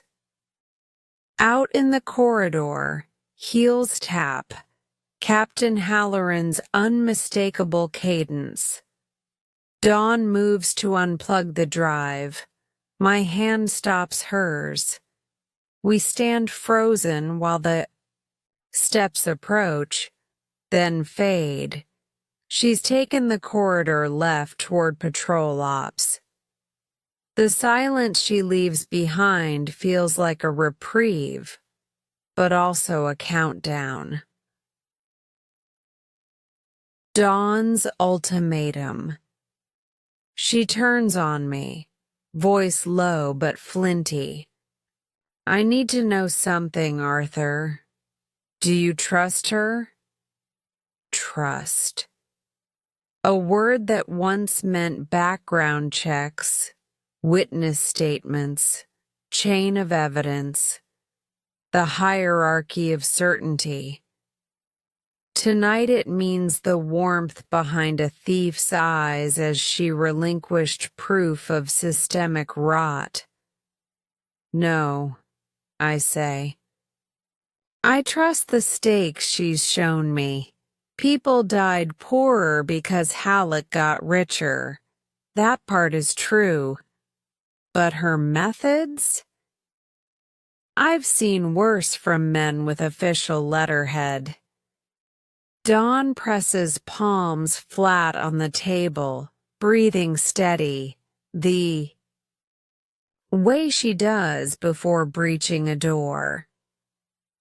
Then here's my line. If we keep this in-house, it disappears. If we leak it without validation, we destroy what remains of due process. There must be a narrow road between those ditches. Her conviction steadies me. I mirror it. We authenticate, then deliver to a judge who still values evidence over power. And if there's no such judge, then we build one out of case law and righteous noise, I say, surprising myself. The forensic firewall. We spend the next 2 hours hashing logistics. First, chain of custody. We record a video timestamp of the drive in its original Café packaging, then bag it with evidence tape. Second, redundancy. Dawn clones 2 encrypted copies, one to a secure cloud vault keyed to her attorney, another to a thumb drive she tucks inside a false bottom coffee mug in her locker. If one path is cut, truth persists. Third, verification. We create hashes of every file, run metadata extractions to confirm email server logs, cross-match signatures against the satchel documents seized at the terminal. The overlaps are perfect. Mirage knew chain of custody better than half our precinct. An unexpected interruption. At 23:48, the precinct lights flicker, a partial outage. Dawn glances up. Backup generator test isn't scheduled. My phone vibrates, a single blocked number. I decline. Immediately a text appears. Fire exits are clear. Choose your door. No signature, but the wording chills me. Mirage again, or someone else inside this web? The lights stabilize, yet our urgency multiplies. If Halleck's, people know we have the files. They'll strike with injunctions. Or worse. 8. The judge who still believes. Dawn makes a call on her private line to Judge Lenora Beckett, night duty magistrate reputed for old-school integrity. I hear Dawn's half of the exchange, measured, respectful, urgent. She cites code sections. For emergency in-camera review, she invokes whistleblower statutes. Beckett agrees to meet at her chambers 02:30 sharp, provided we bring digital signatures and original media. I catch Dawn's eye.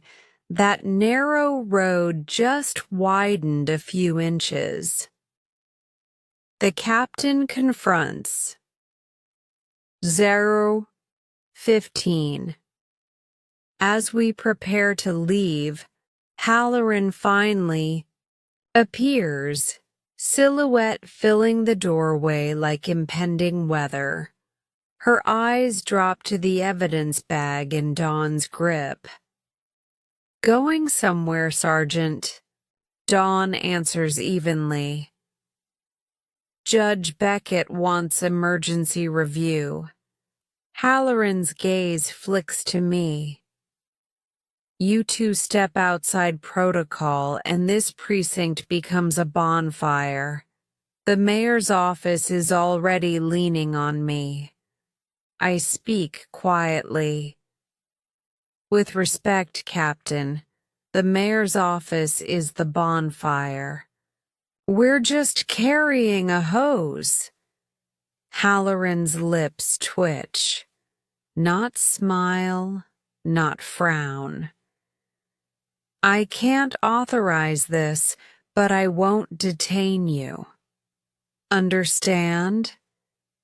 She steps aside. A subtle nod, a covert blessing or plausible deniability. Either way we take it about 10. The drive downtown. We sign out an unmarked sedan.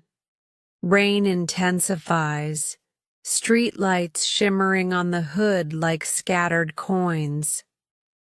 Dawn drives. I navigate, the court address glowing on the dash.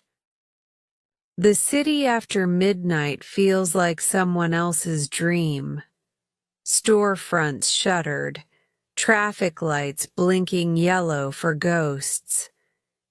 Between wiper swipes, Dawn speaks. Back at Marigold, did she ask for anything in return? Only that we witness. She digests this.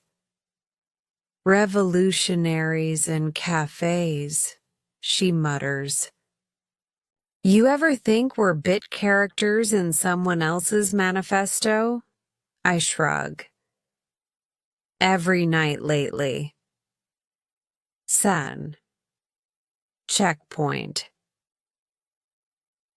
2 blocks from the courthouse, an unmarked SUV slides from an alley, tailing us with predatory patience.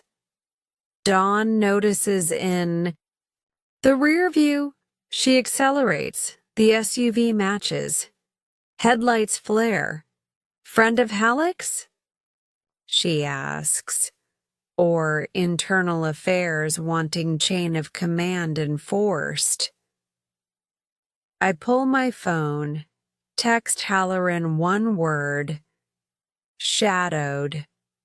No reply. Dawn swerves onto an elevated ramp, rain slick but empty. The SUV follows, distance closing. At the crest, we glimpse courthouse spires, our lighthouse. Hold tight, Dawn mutters, then cuts across 2 lanes into a service loop under renovation. Cones scatter, tires bounce. The SUV overshoots, braking too late. Dawn rotates the wheel, fishtails around a cement mixer, and ducks into a subterranean car park beneath the courthouse annex. We kill the lights, breathe silence. The SUV roars past above, unaware. Dawn's hands tremble on the wheel. She laughs. Once, sharp. Still got it. I clutch the evidence bag. Let's deliver before our luck expires. 12. Judge Beckett's Chambers. 2:14. Marble corridors echo our footfalls. Security knows Judge Beckett's order. Metal detectors wave us through. Her chambers are lit by a single banker's lamp, green glass glowing over thick tomes. Judge Beckett, silver-haired, spectacles perched, signs our chain of custody log, slots the drive into her court-secure station, and begins to read. Time stretches. Rain thrums against tall windows. I study portraits of past justices glaring down, as if weighing our audacity. Finally, Beckett removes glasses, rubs her eyes. Substance appears authentic. I will sign a preservation order and authorize immediate grand jury review. She peers at us. But understand, what walks through my court tomorrow will face a barrage. Media, politics, personal threats. Dawn nods. We understand. The judge seals the drive in a tamper-proof envelope bearing her crest. Then God help us all, she says, voice soft but steely. Free. Steps into dawn. Outside, the rain has eased to mist. Dawn leans against a lamppost, head tipped back. Crossroads, she says. We just sprinted through one without looking both ways. I join her, watching clouds part around a crescent moon. Maybe the only way through is not to slow down. She turns, eyes glistening with fatigue and something fiercer, a pilot light of purpose. Arthur, when this breaks, they'll dig into every arrest we ever made, every expense report. You ready for that? I was born in doubt, I answer. Only got distracted by certainty for a while. She laughs, surprised, and nudges my shoulder. We're accomplices now, you know. The word echoes, accomplices, but carries no shame, only solidarity. A text and a choice. My phone vibrates again. Unknown number. A simple message. Sunlight incoming. Stay out of the eclipse. I pocket it. Dawn raises an eyebrow. I shake my head. Later. We cross the plaza, shoes squeaking. Before parting for our cars, Dawn grips my arm. Whatever happens next, no secrets. I cover her hand with mine. No secrets. She walks toward the precinct cruiser. I stand, alone a moment longer, feeling the city's pulse beneath my feet. Subway rumble, far-off siren, the hush before front pages scream. Somewhere Mirage watches, perhaps from a rooftop, perhaps from a crowd, waiting to see if the line she nudged will bend or snap. I breathe in rain-washed air, exhale something heavier than fear, yet lighter than resignation. The road ahead is narrow, but dawn, true dawn, is only hours away. And at this moral crossroads, we have chosen not just a direction, but a velocity. Forward, into light too bright to comfortably bear, carrying evidence, doubt, and a fragile faith that justice, though wounded, can still run.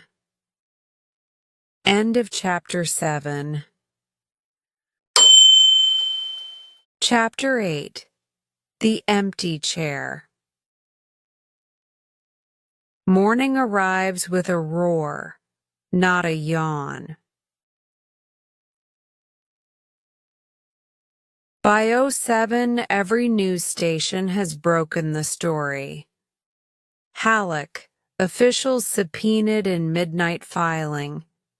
Reporters crowd courthouse steps, microphones blooming like ironweed in wet concrete.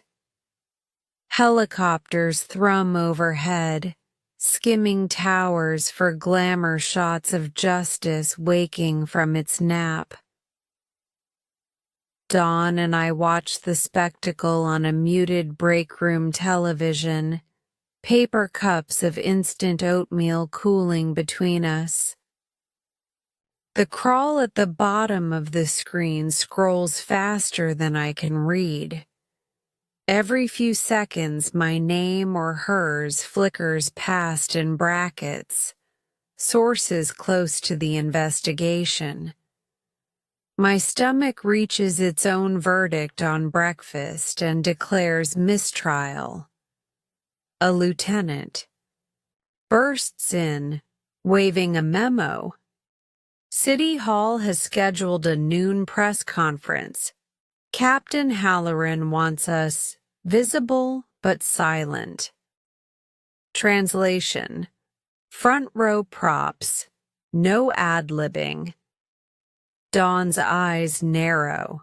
She hates being scenery. I tap the television glass. Where a Chiron asks, "Who is Mirage?" a panel of experts offers myths. Acrobat, hacker collective, disgruntled heiress. None mention café tables or whispered quotes from Rousseau. That part of the tale sits in my pocket, creased and silent. The origami crane. The boardroom heat. Lamp at 09:30, Captain Halloran corrals us into the 6th floor conference room.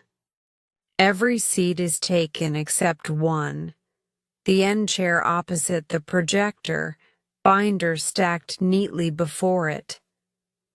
"Where's counsel?" she barks. No answer.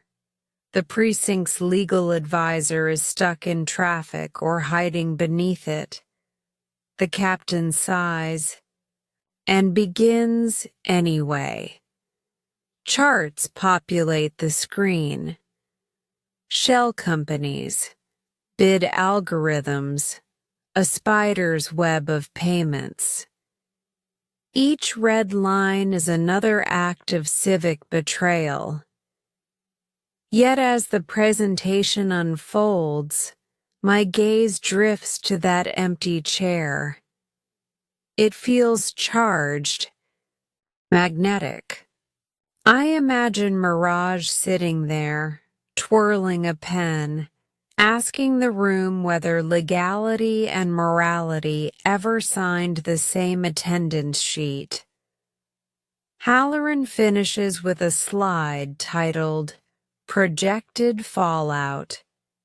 She points her laser at 3 bullet lines. Council. Shake-up, budget freeze. Public confidence crisis. The laser dot trembles.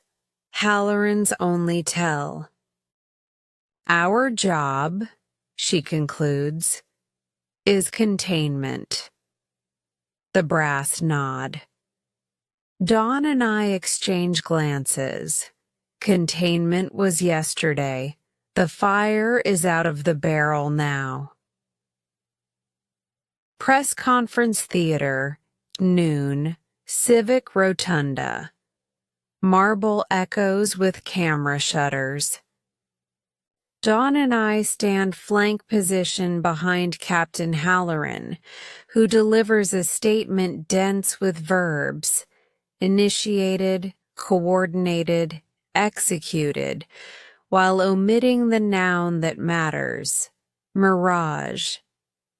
The captain must thread a needle, acknowledge a leak, yet claim institutional control. She does it with admirable poise, but truth leaks through subtext like ink through thin paper.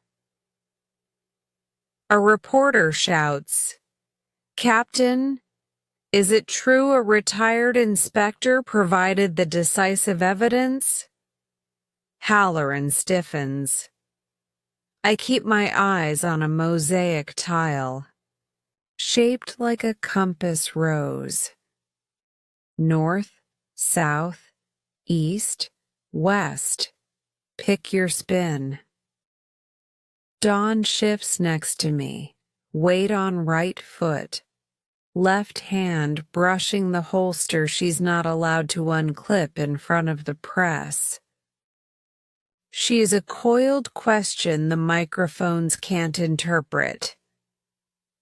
After 20 minutes, the conference disperses. Officials retreat. Reporters swarm. In the swirl, one seat remains at the podium, unused, microphone unswitched. The empty chair again, this time televised. I catch myself wondering if Mirage is watching, coffee in hand, scoring our performance. The inbox avalanche. Back at the precinct, our email servers buckle. Citizens laud, condemn, request interviews, lawyers for Halleck. File motions to suppress. An unsigned message lands in my inbox. Subject line, every government is a pyramid. The body contains only coordinates, 40.7127, 74.0142, an address on the waterfront near the decommissioned customs house.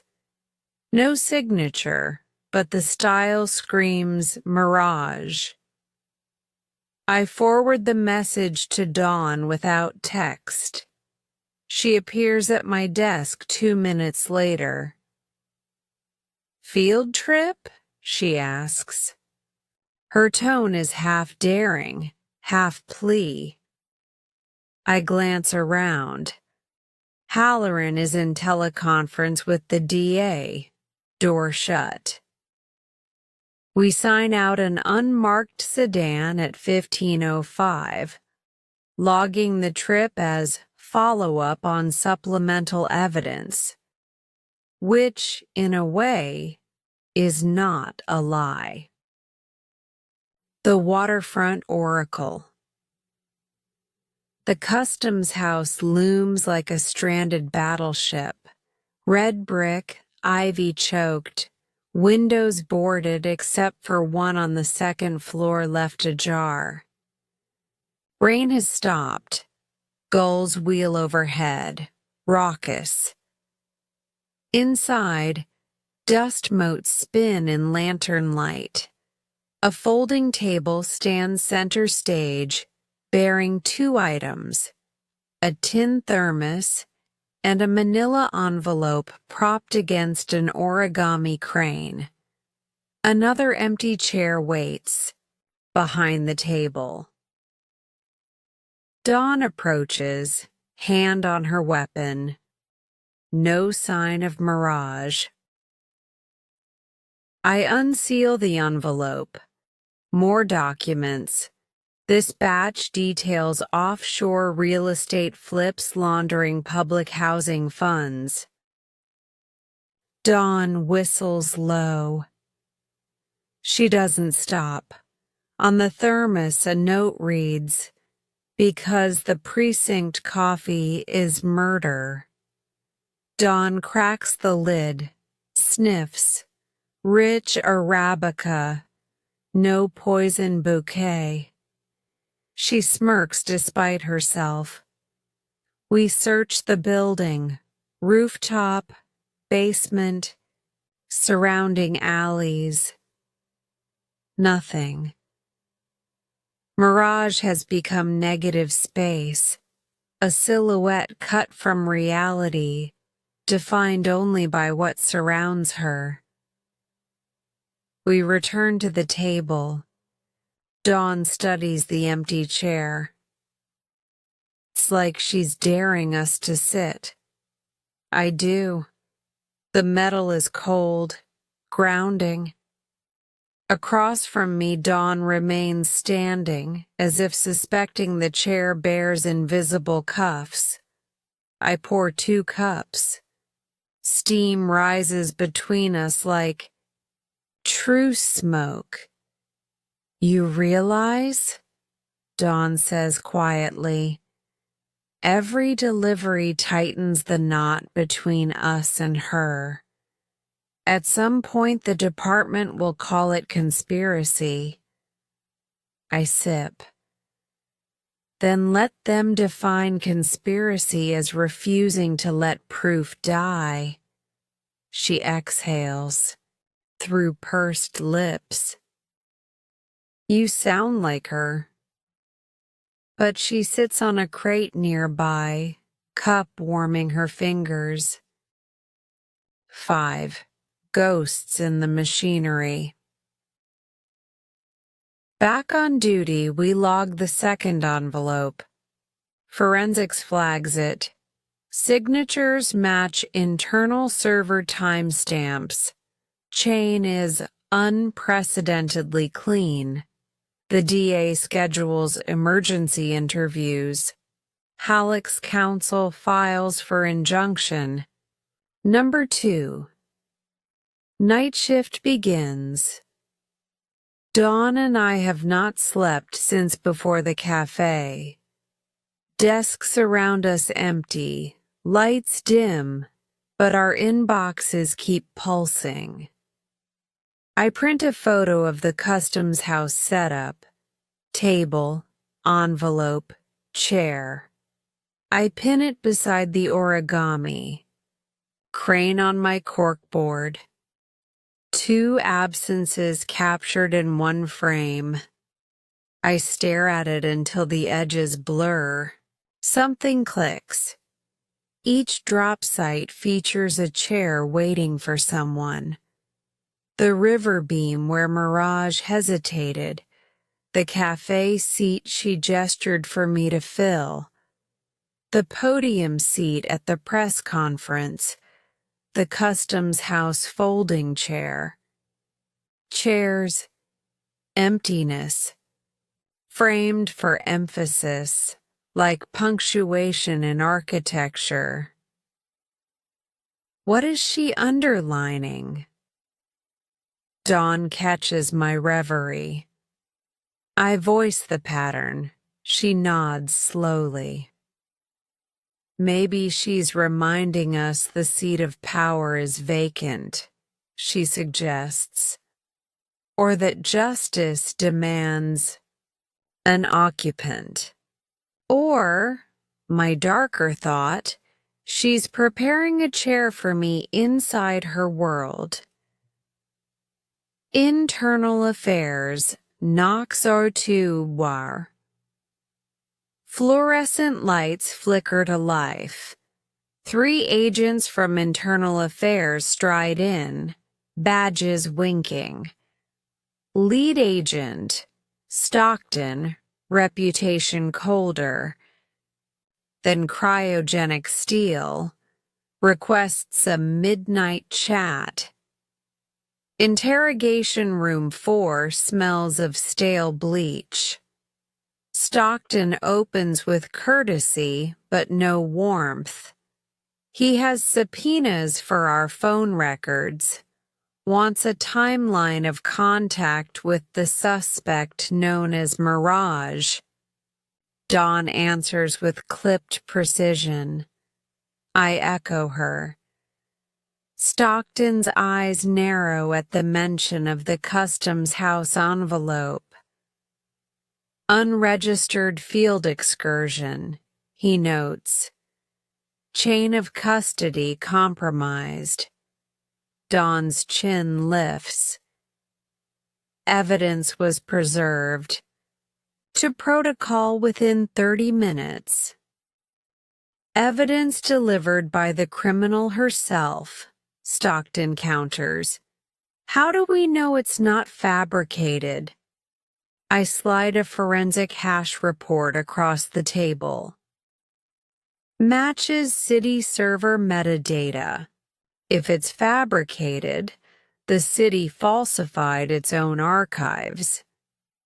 He hates being outgunned, but jots a note. Then his gaze turns sharper. What exactly is your relationship with the suspect, Inspector Hayes? I recall Mirage's words, witness. I answer, she is a source seeking accountability. We are custodians of that accountability. Stockton exhales through his nose, amusement or disdain. Spare me the manifesto. He dismisses us pending review. As we leave, I glimpse an empty chair on his side of the table, still warm from his occupation. I picture Mirage slipping into it the moment we depart, flipping the interrogation. Dreams of vacant thrones. Finally home, so 4:30. I collapse into my armchair, leather cracked, springs fatigued. I drift toward sleep, but thoughts ricochet. Chairs ringing bells in halls of power. In half-dream, I see myself sitting in a great council chamber. Every other seat is chains, not people. Mirage walks the perimeter, placing cranes on each. Fill them, she whispers, or dismantle the table. I jolt awake at dawn's first smear of gray. A crane lies on my coffee table. No, the same one. I must have taken it from my coat while half asleep. Its wings point to the door as if urging departure. Capitol Hall. By afternoon, Judge Beckett's grand jury issues 63 indictments. Halleck is arrested boarding a private jet. Protesters rally outside council chambers. Some wave homemade paper cranes on sticks. The symbol is viral now, an icon of fragile rebellion. In a photo from the rally, a little girl holds such a crane. Behind her, a security barrier and an empty metal chair knocked onto its side. Even in chaos, the motif persists. I print the photo, add it to my corkboard, lines of red string beginning to map occurrences like constellations. Dawn enters, eyes the growing spider web. Evidence? Breadcrumbs, I say. Leading somewhere. We haven't stepped. She studies the strings, then pins our precinct breakroom chair photo, yes, she snapped one earlier, to the board. The web widens. Halloran's proposition. Captain Halloran summons us at 19 Dow. Her office blinds are closed. Desk lamp halos her face like a weary saint. She gestures to two chairs, occupied only by our hesitations. We sit, city manager called. Halloran begins without preamble. They want a task force to audit every infrastructure contract for a decade. Oversight outside politics. She folds her hands. They asked for you two to serve as liaisons. A beat. And for you, Inspector Hayes, to reactivate in a special investigator capacity. The chair beneath me seems suddenly too small. Dawn's eyes widen. She shoots a glance that asks if destiny can be renegotiated. Halloran continues. It's a promotion and a crucible. You'll have autonomy, but you'll carry the city's weight. And every decision you've made with your mystery informant will be scrutinized. I notice a third chair pushed against the wall, unused. I picture Mirage lounging there, invisible but smiling. Think on it, Halloran says. The Café revisited. After the meeting, Dawn and I wander, no plan, ankles steering hearts. Our route avoids cameras until, almost by magnetism, we re-enter. Birch Avenue, Marigold Café glows warm despite the hour. Inside, new patrons occupy tables. The one by the window is empty, chrysanthemums replaced by a poinsettia. We sit. No sign of Mirage. On the table lies a tiny folded napkin crane. No message, only presence.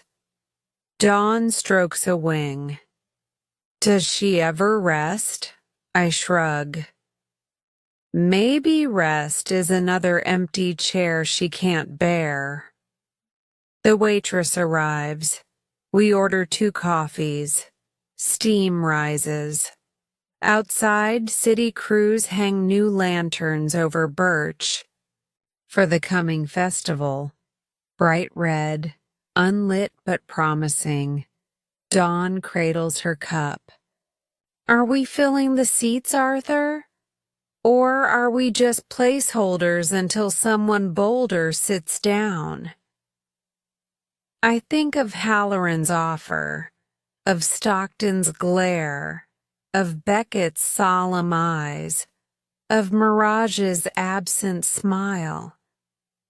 I think of my own chair at home, imprint of a tired man, and I answer, "We can't know until we sit."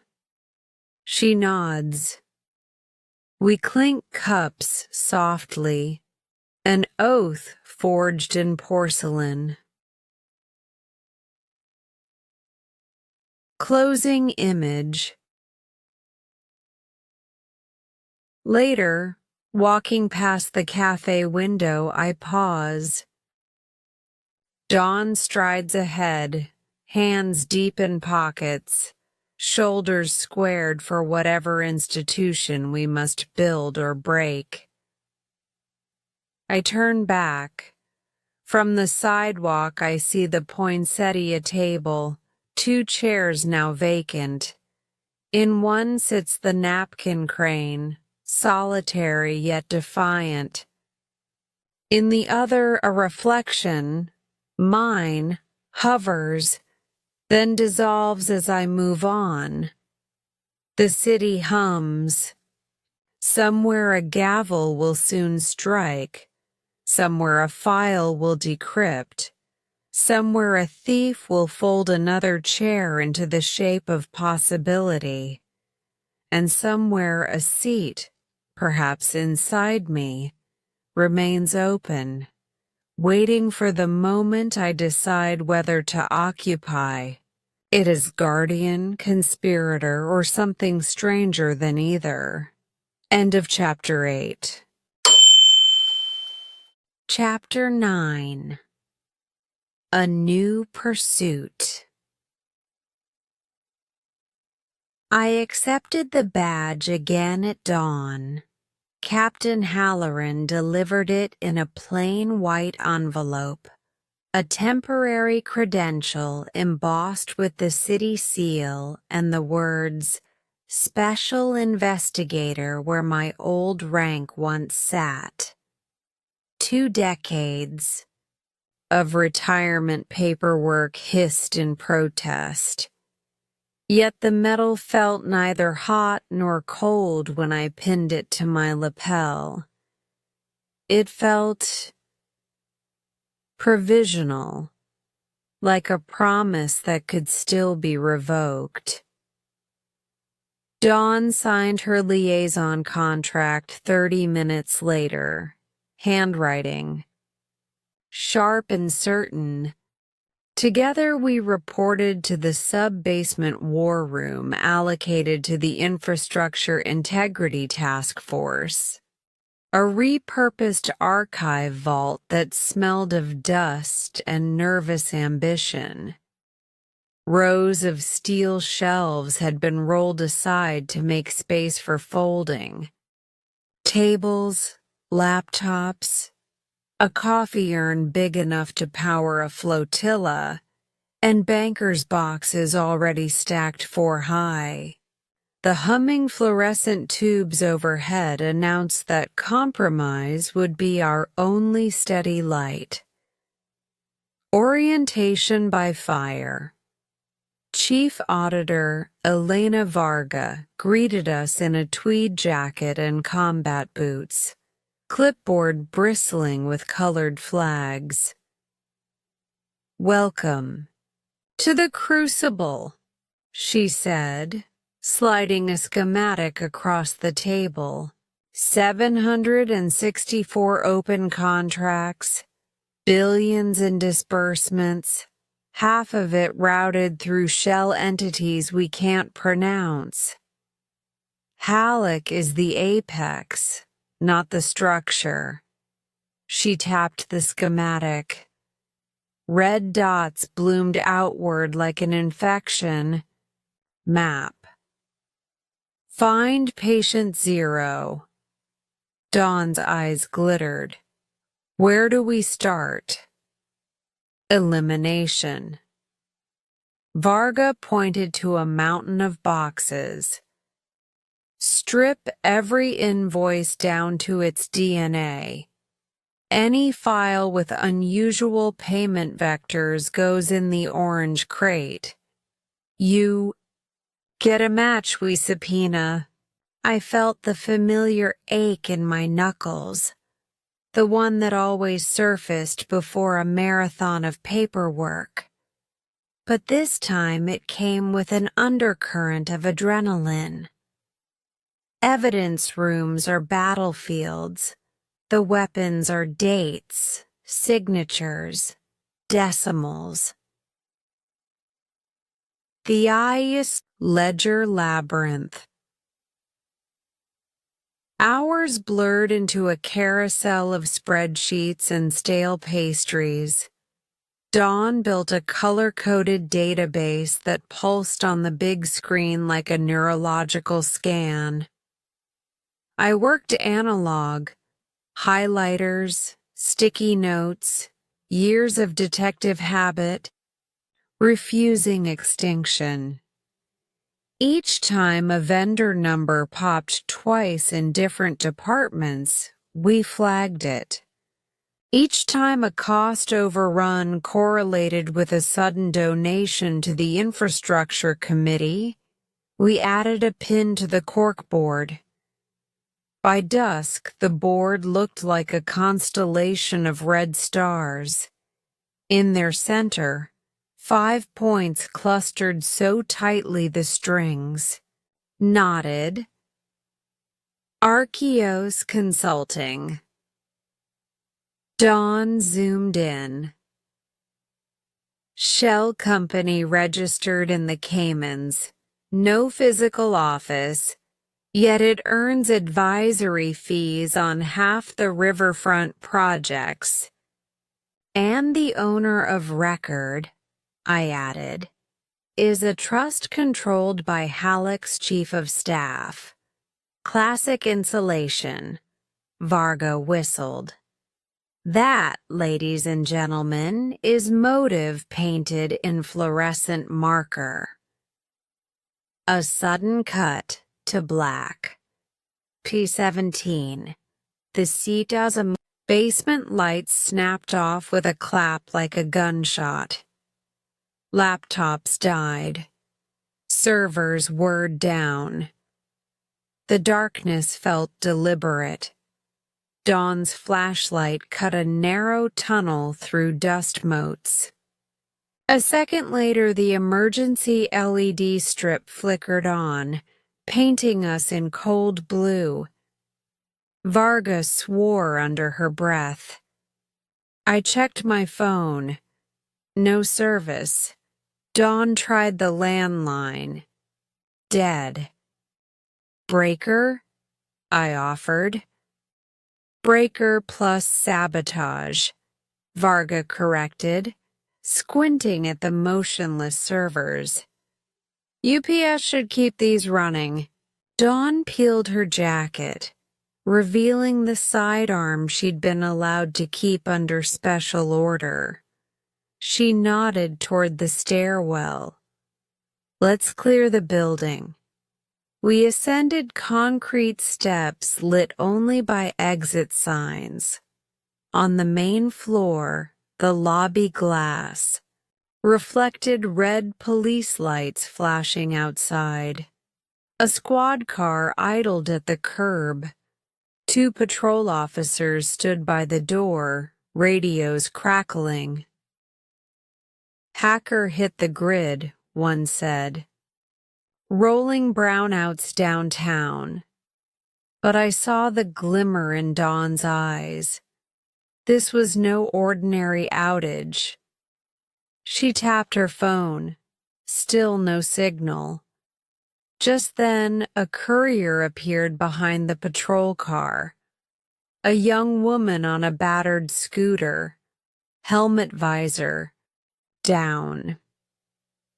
She held a padded envelope high, name scrawled across its face. Inspector Arthur Hayes. Before the officers could question her, she dropped the parcel on the steps, revved the engine, and vanished into traffic. The envelope weighed almost nothing.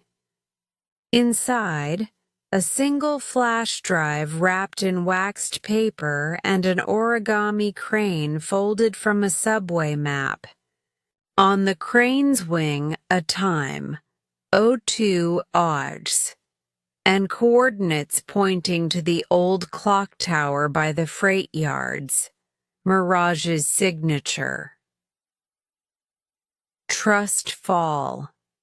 Back in the basement, power still absent, we huddled by flashlight. Varga eyed the drive like plutonium. "You're not plugging that into our network," she warned. "We never do," Dawn answered, producing an isolated forensic laptop sealed in a Faraday sleeve. When the drive mounted, it displayed a lone PDF titled Archeos Playbook. 10 slides of step-by-step diagrams, how shell companies launder funds, how kickbacks route through art auctions, how inspectors get assigned to friendly sites. Each slide ended with a page number in our own subpoena stack, as if Mirage had rifled our evidence in real time and indexed the missing pages. Slide 10 bore a single sentence. Patient 0 signed the concession under the clock. I remembered. The coordinates. Dawn's jaw tightened. She wants a meet. Varga folded her arms. You can't be considering this. Chain of custody is already bleeding. If IA gets wind, we're losing daylight, Dawn cut in. Archeos's attorneys filed motions for discovery this afternoon. By Monday, they'll know our exact search parameters. I said nothing, tracing the words under the clock with my thumb. Mirage's puzzle pieces always arrived with a timer. Halloran phoned on the auxiliary line. She'd heard about the outage.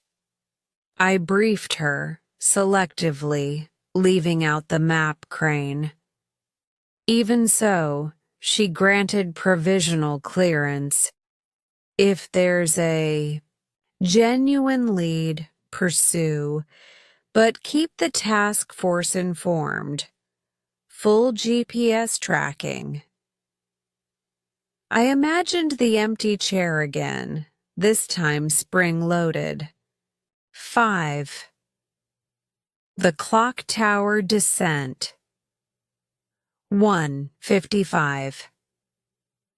Rain returned, hard and slanted.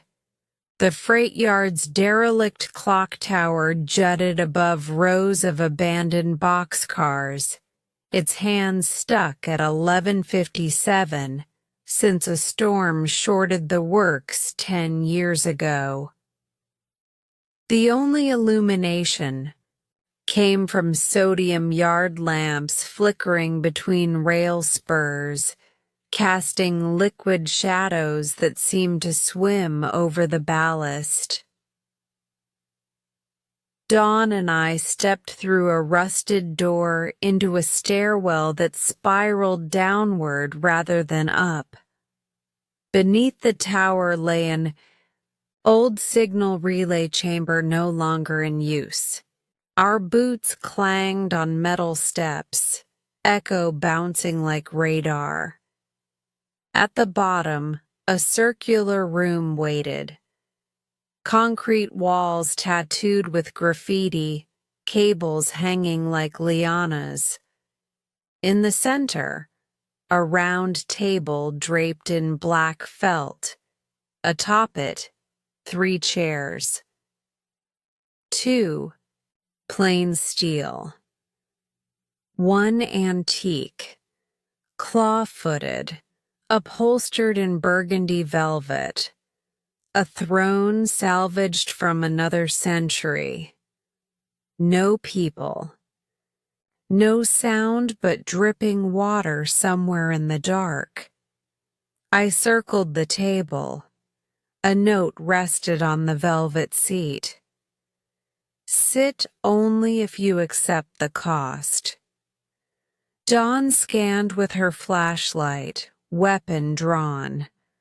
I felt the air, too still for ambush. She's testing resolve, I muttered. What cost?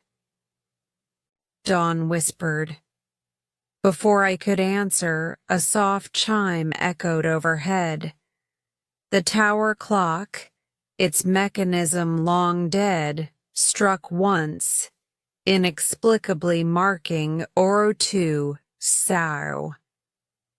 Metal gears groaned, dust shook loose, then silence. When the dust settled, Mirage stood in the archway. Slim silhouette, hood raised, eyes twin coals watching for tremor. How she entered unseen I could not guess. Perhaps she'd been present all along, occupying negative space. She spoke first. The city set its hands at 1157 years ago.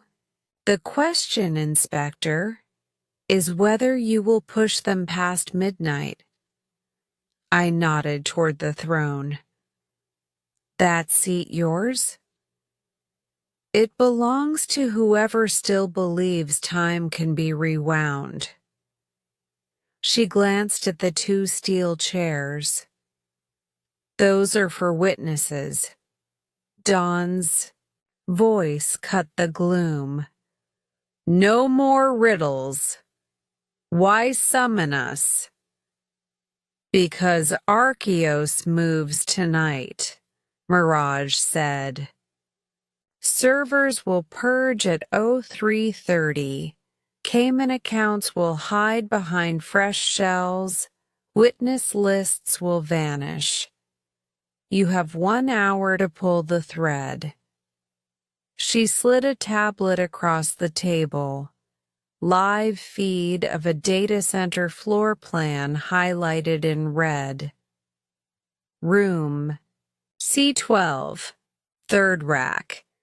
Copy the drives, seize the cooling log, subpoena the guard roster. Without them, Archeos walks. I eyed her. Why not just steal the data yourself? Symbolism, she answered. If I deliver more contraband, defense will cry fabrication. The task force must collect it, legally, visibly. Dawn's barrel never wavered. How do we know this isn't a trap? Mirage stepped closer, hands raised in openness. Because if Archeos escapes, Halleck flips the narrative. Rogue thief poisoned the investigation. If Archeos falls, truth outweighs my crimes. Her gaze found mine. Choose, Arthur. Sit, or watch the city freeze at 1157 forever. The minute hand moves. I lowered myself into one of the steel chairs. Dawn hesitated, then holstered her pistol and joined me. The antique seat remained empty, cost, after all, still under negotiation. Mirage produced 2 laminated passes. Temporary maintenance IDs. They'll get you inside the data facility for routine sensor recalibration. 33 minutes from now, night shift logs out and lockdown begins. Dawn snatched the passes. We'll need a SWAT dial if this goes sideways. Mirage flicked her wrist. A burner phone skidded over. Speed dial preset to a secure task force channel. Audio only. No GPS. She smirked. Trust issues reciprocated. I pocketed it, then rose. Come with us. Testify. I'm the wrong symbol, she said quietly. Let the empty chair testify instead. She retreated into the shadows until her outline merged with darkness, leaving only the antique chair gleaming like a ruby wound. Break in, break open. 3:02. Dawn and I swiped the maintenance badges at Trident Data Solutions, a windowless cube near the interstate. The night guard glanced at our paperwork, yawned, and waved us through. Inside, the aircon howled like glacial wind.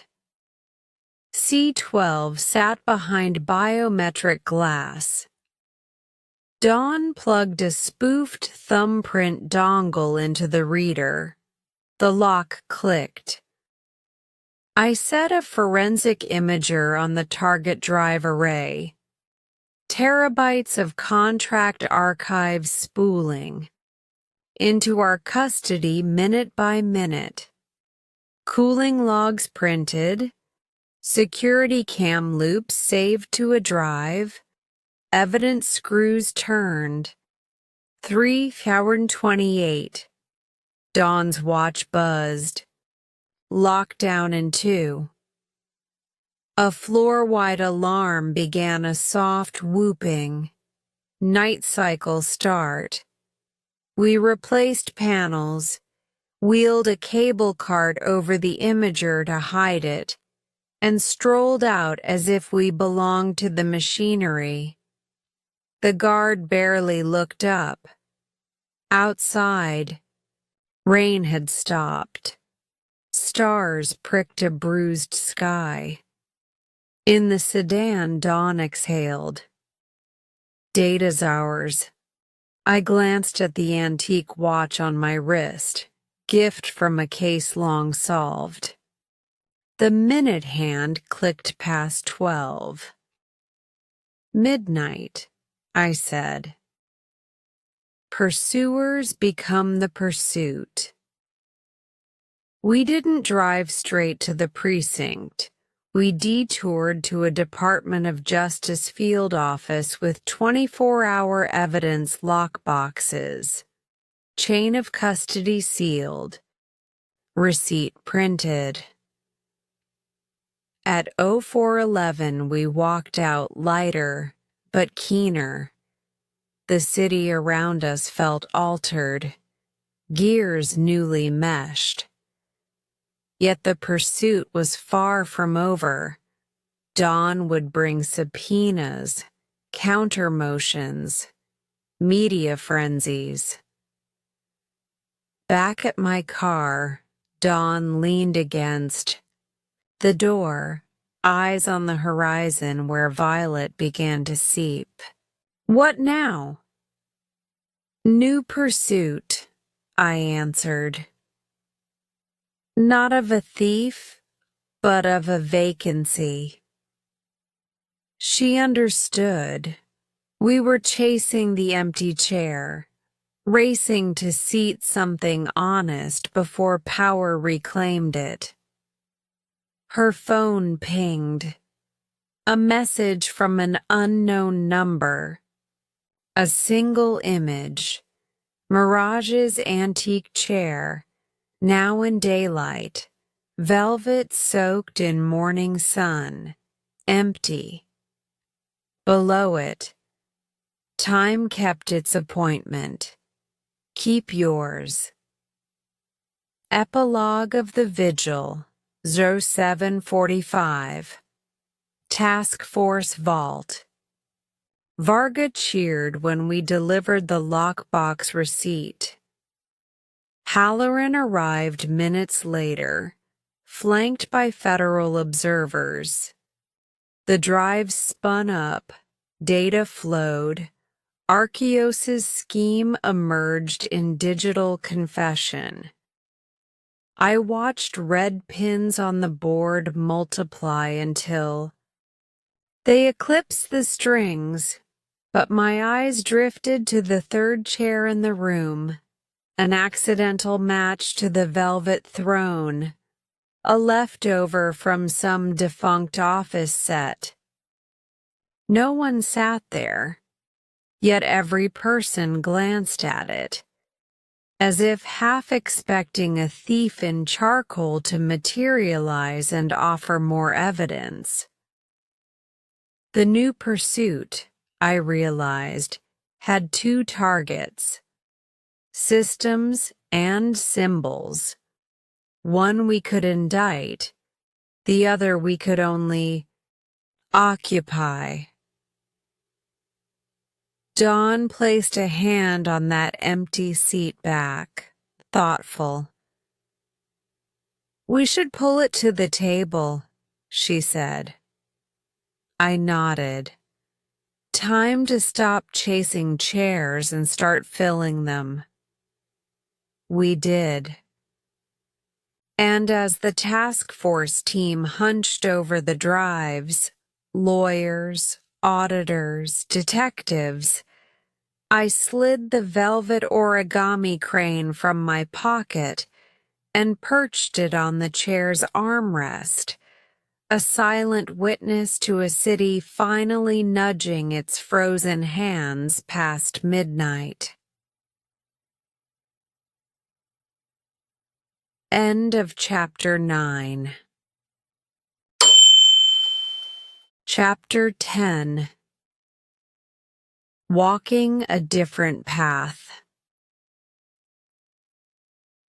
Rain glimmers on the courthouse steps like scattered coins as I climb toward the hearing room that will decide who owns tomorrow.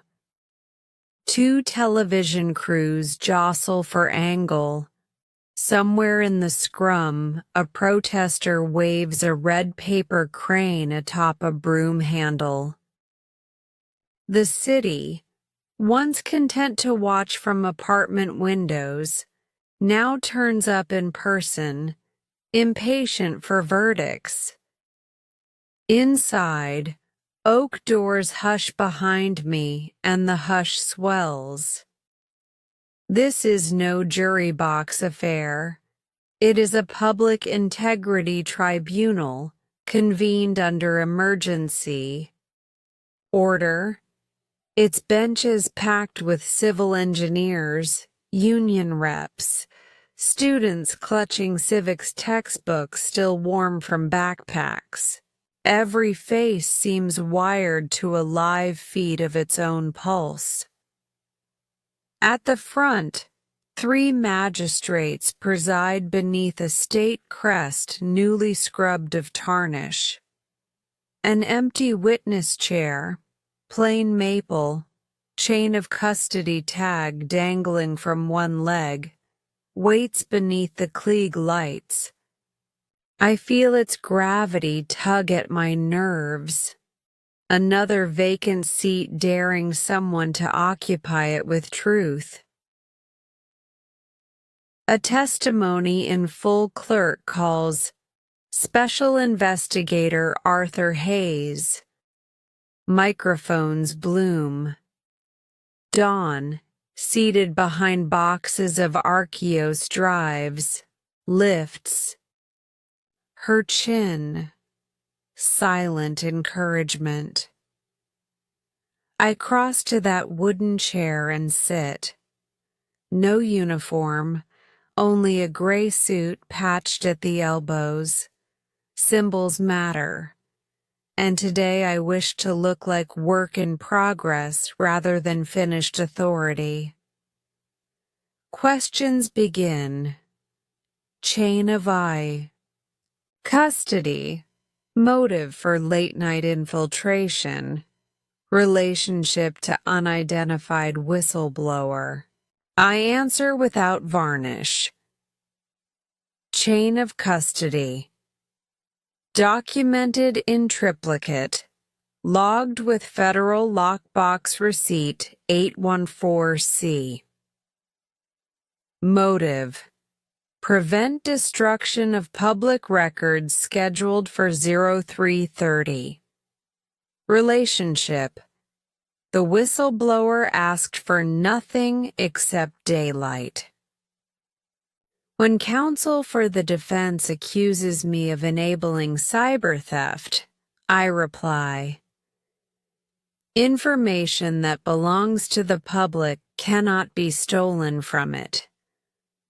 Murmurs ripple.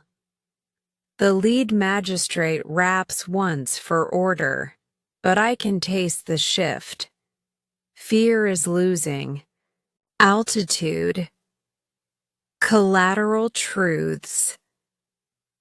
Evidence reels across twin screens. Laundering diagrams, server metadata, balance sheets where zeros multiply like fungus.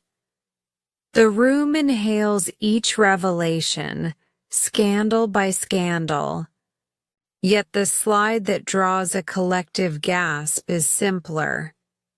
A photograph of Dawn and me sitting at a velvet-backed throne in the clock tower basement. Mirage just out of frame.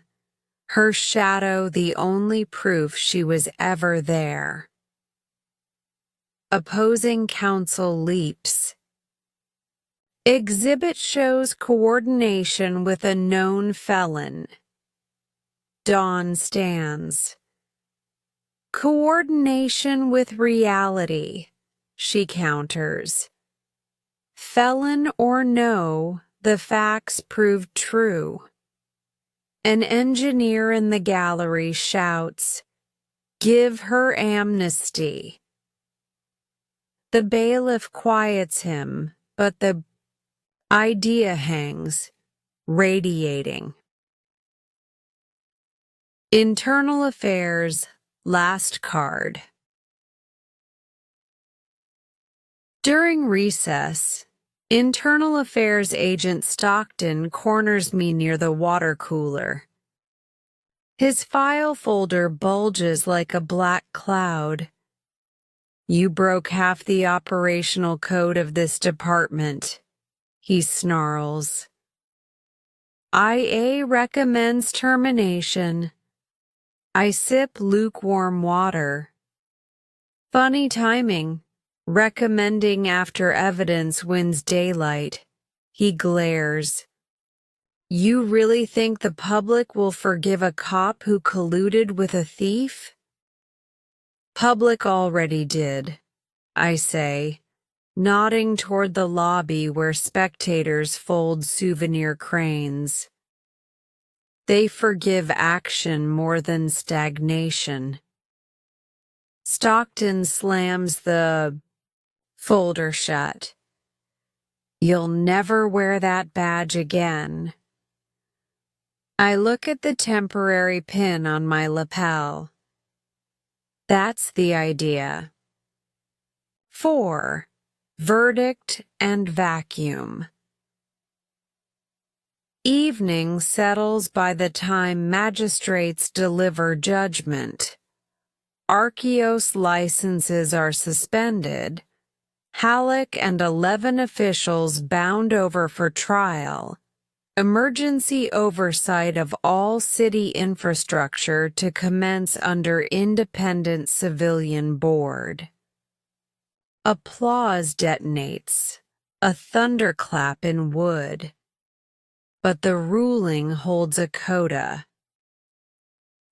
The tribunal notes procedural irregularities by Investigator Hayes and Sergeant Perry. Disciplinary review recommended. So be it. Outside drizzle has stopped. streetlights. Paint the courthouse facade in gold ribbons. Reporters converge. I give a single statement. Justice is maintenance, not miracle. Then I hand the badge to Captain Halloran. She closes my fingers around it instead. Keep it until the review, she says softly. I shake my head.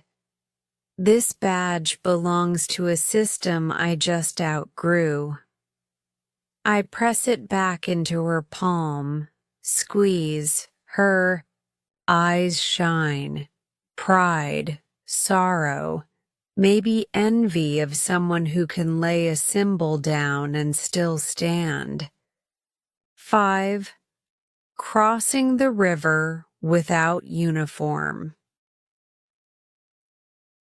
3 days later, Dawn and I sit on the back deck of a riverside diner, coffee mugs steaming in fog. Suspensions came swift, 30 days pending review, but they feel weightless. We discuss futures. Dawn has been invited to co-chair the new Civilian Oversight Board. I have been offered a teaching post, public ethics at the police academy. Both options skirt the edge of the system rather than reside in its core. I'll take the board, Dawn says, stirring sugar into purpose. But only if you teach. Cadets need to hear why empty chairs matter. I grin. Adjunct salary buys fewer pastries. I'll smuggle you croissants from board meetings, she replies. Handshake seals it. The rooftop epilogue. Night before orientation, a text arrives, coordinates again, this time Shelley Street rooftop garden. I go alone. The garden overlooks the lit-up river. Herbs rustle in evening breeze. Mirage stands at the ledge, silhouette haloed by neon reflections. She speaks first. Congratulations, Professor. If teaching is penance, it's an agreeable. 1, I answer. She turns, sliding a small leather notebook my way. Final ledger pages. Contracts the tribunal missed. Your students may need real casework. I thumb the pages. Figures gleam under phone light. Come testify, I urge. You could walk free. She smiles, wistful. I chose an invisible path. Stepping into fluorescence would kill it, but paths can parallel. I regard the skyline. City's resetting its clocks. Because a chair filled its vacancy, she says. Keep filling them. And you? I ask. I fold chairs from shadows, she answers, releasing one last crane, ink black, edges gilded by starlight. It rides an updraft, sails beyond the rooftop, and is gone. When I look back, so is she. Orientation Day. Classroom A204 smells of marker ink and new resolve. 24 cadets shuffle, half curious, half skeptical of the retired legend turned. Lecturer. I write one sentence on the whiteboard. Law is the floor, not the ceiling. Seats are yours, I tell them, gesturing to the rows.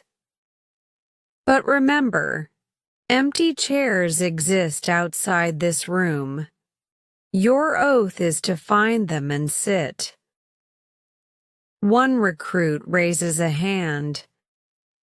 Sir, what if sitting costs us the badge? Then stand taller, I reply. Justice is taller than any emblem. At break, I pin an origami crane above the board. Cadets whisper, rumor grows. By week's end, cranes appear on half their desks. Green, blue, patrol car white. Dawn's first board meeting. Across town, Dawn gavels her inaugural session. She begins by placing the velvet-backed throne from the clock tower at the head of the table. Reporters lean forward. Board members murmur. This seat, she announces, remains unassigned. It is the public's reminder that we govern only by their vacancy or their presence. She sets a paper crane on the cushion. Cameras click. A symbol is born. Systems and symbols. Weeks pass. Halleck's trial date set. Infrastructure audits roll out. Overruns shrink. Still, each progress headline meets a counter headline. Data center sabotage. Unmarked SUV tails whistleblowers. Stockton resigns under cloud. Reform is recoil as much as advance. Yet whenever resistance thickens, a fresh envelope appears. Doorstep of a journalist, desk of a junior auditor, bench outside City Hall, holding receipts, emails, diagrams, each sealed with a crane. Mirage, still charting the map from a path unseen. Closing image. Autumn again. I walk the riverfront at dusk.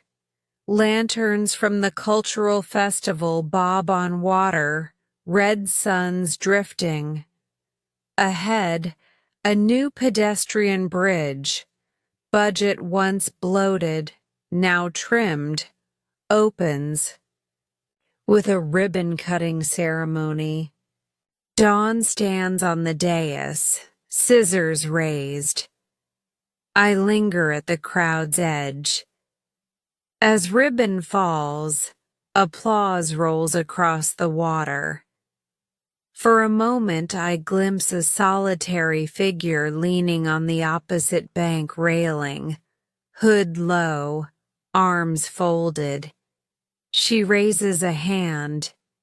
Maybe a wave, maybe a salute. A street lamp flickers. She's gone. I press a crane into a child's hand, one I folded from my lecture notes. Find a chair worth filling, I tell him. He nods, wonder bright in his eyes, and dashes toward the bridge. Wind lifts the lanterns. They drift beneath arching cables like constellations finally unmoored from a stalled sky. And I walk on. No badge, no gun, only a pocket full of cranes and a map of empty chairs waiting on tomorrow's horizon. A different path, perhaps, but at last one that feels like forward. End of chapter 10. Great work today. Every moment you spend practicing brings you closer to mastering your English listening and speaking skills. Remember, progress comes with patience and consistency. If this story inspired you or helped you in your learning journey, don't forget to like, share, and subscribe to Easy English Spark channel for more lessons and stories. Keep listening, keep speaking, and keep believing in your growth. I'll see you in the next video. Take care and keep shining.